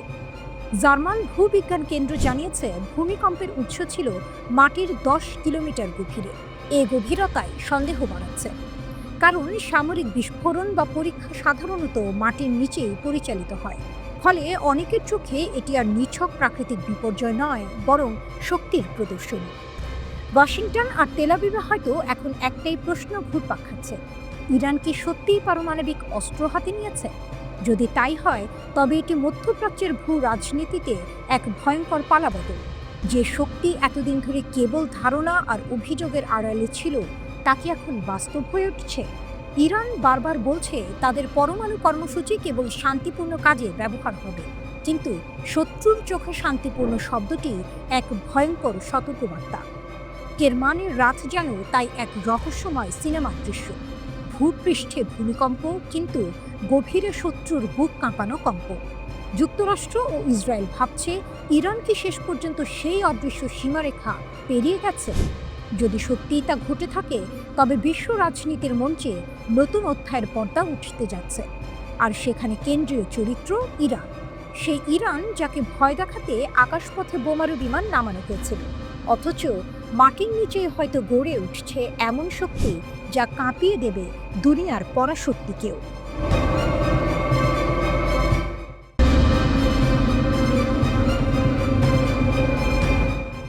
অন্ধকার রাত, হঠাৎ আকাশ চিরে ছুটে চলল এক আগুনের রেখা, তারপর বিস্ফোরণ। তেল আবিবের কাছে শহরের আঙিনায় আছড়ে পড়ল এক ভয়ঙ্কর মিসাইল। ইসরায়েলের প্রতিরক্ষা ব্যবস্থা ঠেকাতে ব্যর্থ। ধ্বংসস্তূপের ছবি ছড়িয়ে পড়তে আতঙ্ক, আর সেই সঙ্গে শুরু হলো চাঞ্চল্যকর অনুসন্ধান। প্রশ্ন একটাই, হুথিদের ছোড়া এই মিসাইলে কি ইরানি ক্লাস্টার ওয়ারহেড ব্যবহার করা হয়েছিল? ভিডিও ফুটেজে দেখা যায় একটি মিসাইল আকাশে ছুটছে বজ্রের মতো। মাঝপথে এর মাথা থেকে বের হয়ে আসে ছোট ছোট আগুনের শিখা। বিশেষজ্ঞরা বলছেন এটাই ক্লাস্টার বোমার লক্ষণ, যা একক বিস্ফোরণে থেমে থাকে না, বরং আকাশ থেকে ছড়িয়ে পড়ে অগণিত ক্ষুদ্র বোমা। 8 কিলোমিটার জুড়ে ধ্বংস ছড়াতে পারে এমন অস্ত্র, আর এ কারণেই ইসরায়েলি বাহিনী রীতিমতো কাঁপছে। ইসরায়েলি সংবাদ মাধ্যম ইয়েদিয়ত আহরোনথ জানিয়েছে, শুধু ঘৃণাতন নয়, ওই রাতেই একের পর এক হামলায় কেঁপে উঠেছে মধ্য ইসরায়েল। লক্ষ্যবস্তু ছিল তেল আবিবের কাছে বেন গুরিয়ন বিমানবন্দর, শহর থেকে 50 কিলোমিটার দূরের আস্তোলন নগরীর গুরুত্বপূর্ণ সামরিক ঘাঁটি। ইয়েমেনের প্রতিরোধ যোদ্ধারা দাবি করেছে, এসব হামলায় তারা ব্যবহার করেছে প্যালেস্টাইন 2 নামের হাইপারসনিক ব্যালিস্টিক মিসাইল, যে মিসাইল এত দ্রুতগামী যে রাডারকেও প্রায় ফাঁকি দিতে পারে। ইসরায়েল ভালো করেই জানে ক্লাস্টার মিসাইলের যন্ত্রণা। 12 দিনের যুদ্ধে ইরান এই অস্ত্র দিয়ে দখলকৃত এলাকায় তাণ্ডব চালিয়েছিল। সেদিনের আতঙ্ক আজ আবার ফিরে এসেছে ইয়েমেনের হাত ধরে। ইরানের নকশায় তৈরি এই মিসাইল 7 কিলোমিটার উচ্চতায় পৌঁছে অগণিত বোমা ছড়িয়ে দিতে সক্ষম, আর লক্ষ্যবস্তু হতে পারে শহর, ঘাঁটি কিংবা যে কোনো ব্যস্ত অঞ্চল। 2023 সালের অক্টোবরে ইসরায়েলি বাহিনী গণহত্যা শুরু করার পর থেকেই হুথিরা খোলাখুলিভাবে ফিলিস্তিনিদের পক্ষে লড়ছে। তারা শুধু আকাশপথে নয়, সমুদ্রপথেও ইসরায়েলকে অবরোধ করেছে। গুরিয়ন বিমানবন্দর বহুবার হয়েছে তাদের মিসাইল হামলার লক্ষ্যবস্তু। এমনকি ইসরায়েলি জাহাজ ও অধিকৃত ভূমির দিকে যাওয়া বিদেশি নৌযানগুলোকেও নিশানা করেছে ইয়েমেনের প্রতিরোধ যোদ্ধারা। অগাস্টের শুরুতে সফলভাবে পরীক্ষা চালিয়েছে সাইয়াদ নামের এক দীর্ঘ পাল্লার নৌ মিসাইল, যা রাডারকে ফাঁকি দিতে সক্ষম এবং বিশাল বিধ্বংসী ওয়ারহেড বহন করে। পৃথিবীর অন্যতম শক্তিশালী প্রতিরক্ষা ব্যবস্থা যাদের হাতে, সেই মিসাইল নিজ ঘরে আছড়ে পড়া এক মিসাইল ঠেকাতে ব্যর্থ। অন্যদিকে যুদ্ধবিধ্বস্ত ইয়েমেন, বছরের পর বছর অবরোধ আর ধ্বংসযজ্ঞের শিকার হুথিরা ছুড়ে দিচ্ছে সেই মিসাইল, যা তেল আবিবের ঘুম হারাম করে দিয়েছে। ইসরায়েলের আকাশ কি সত্যিই আর নিরাপদ, নাকি ইয়েমেন থেকে ছোড়া প্রতিটি মিসাইল হয়ে উঠবে নতুন আতঙ্কের বার্তা? একদিকে হুথিদের সীমিত সম্পদ, অন্যদিকে ইসরায়েলের অঢেল প্রযুক্তি।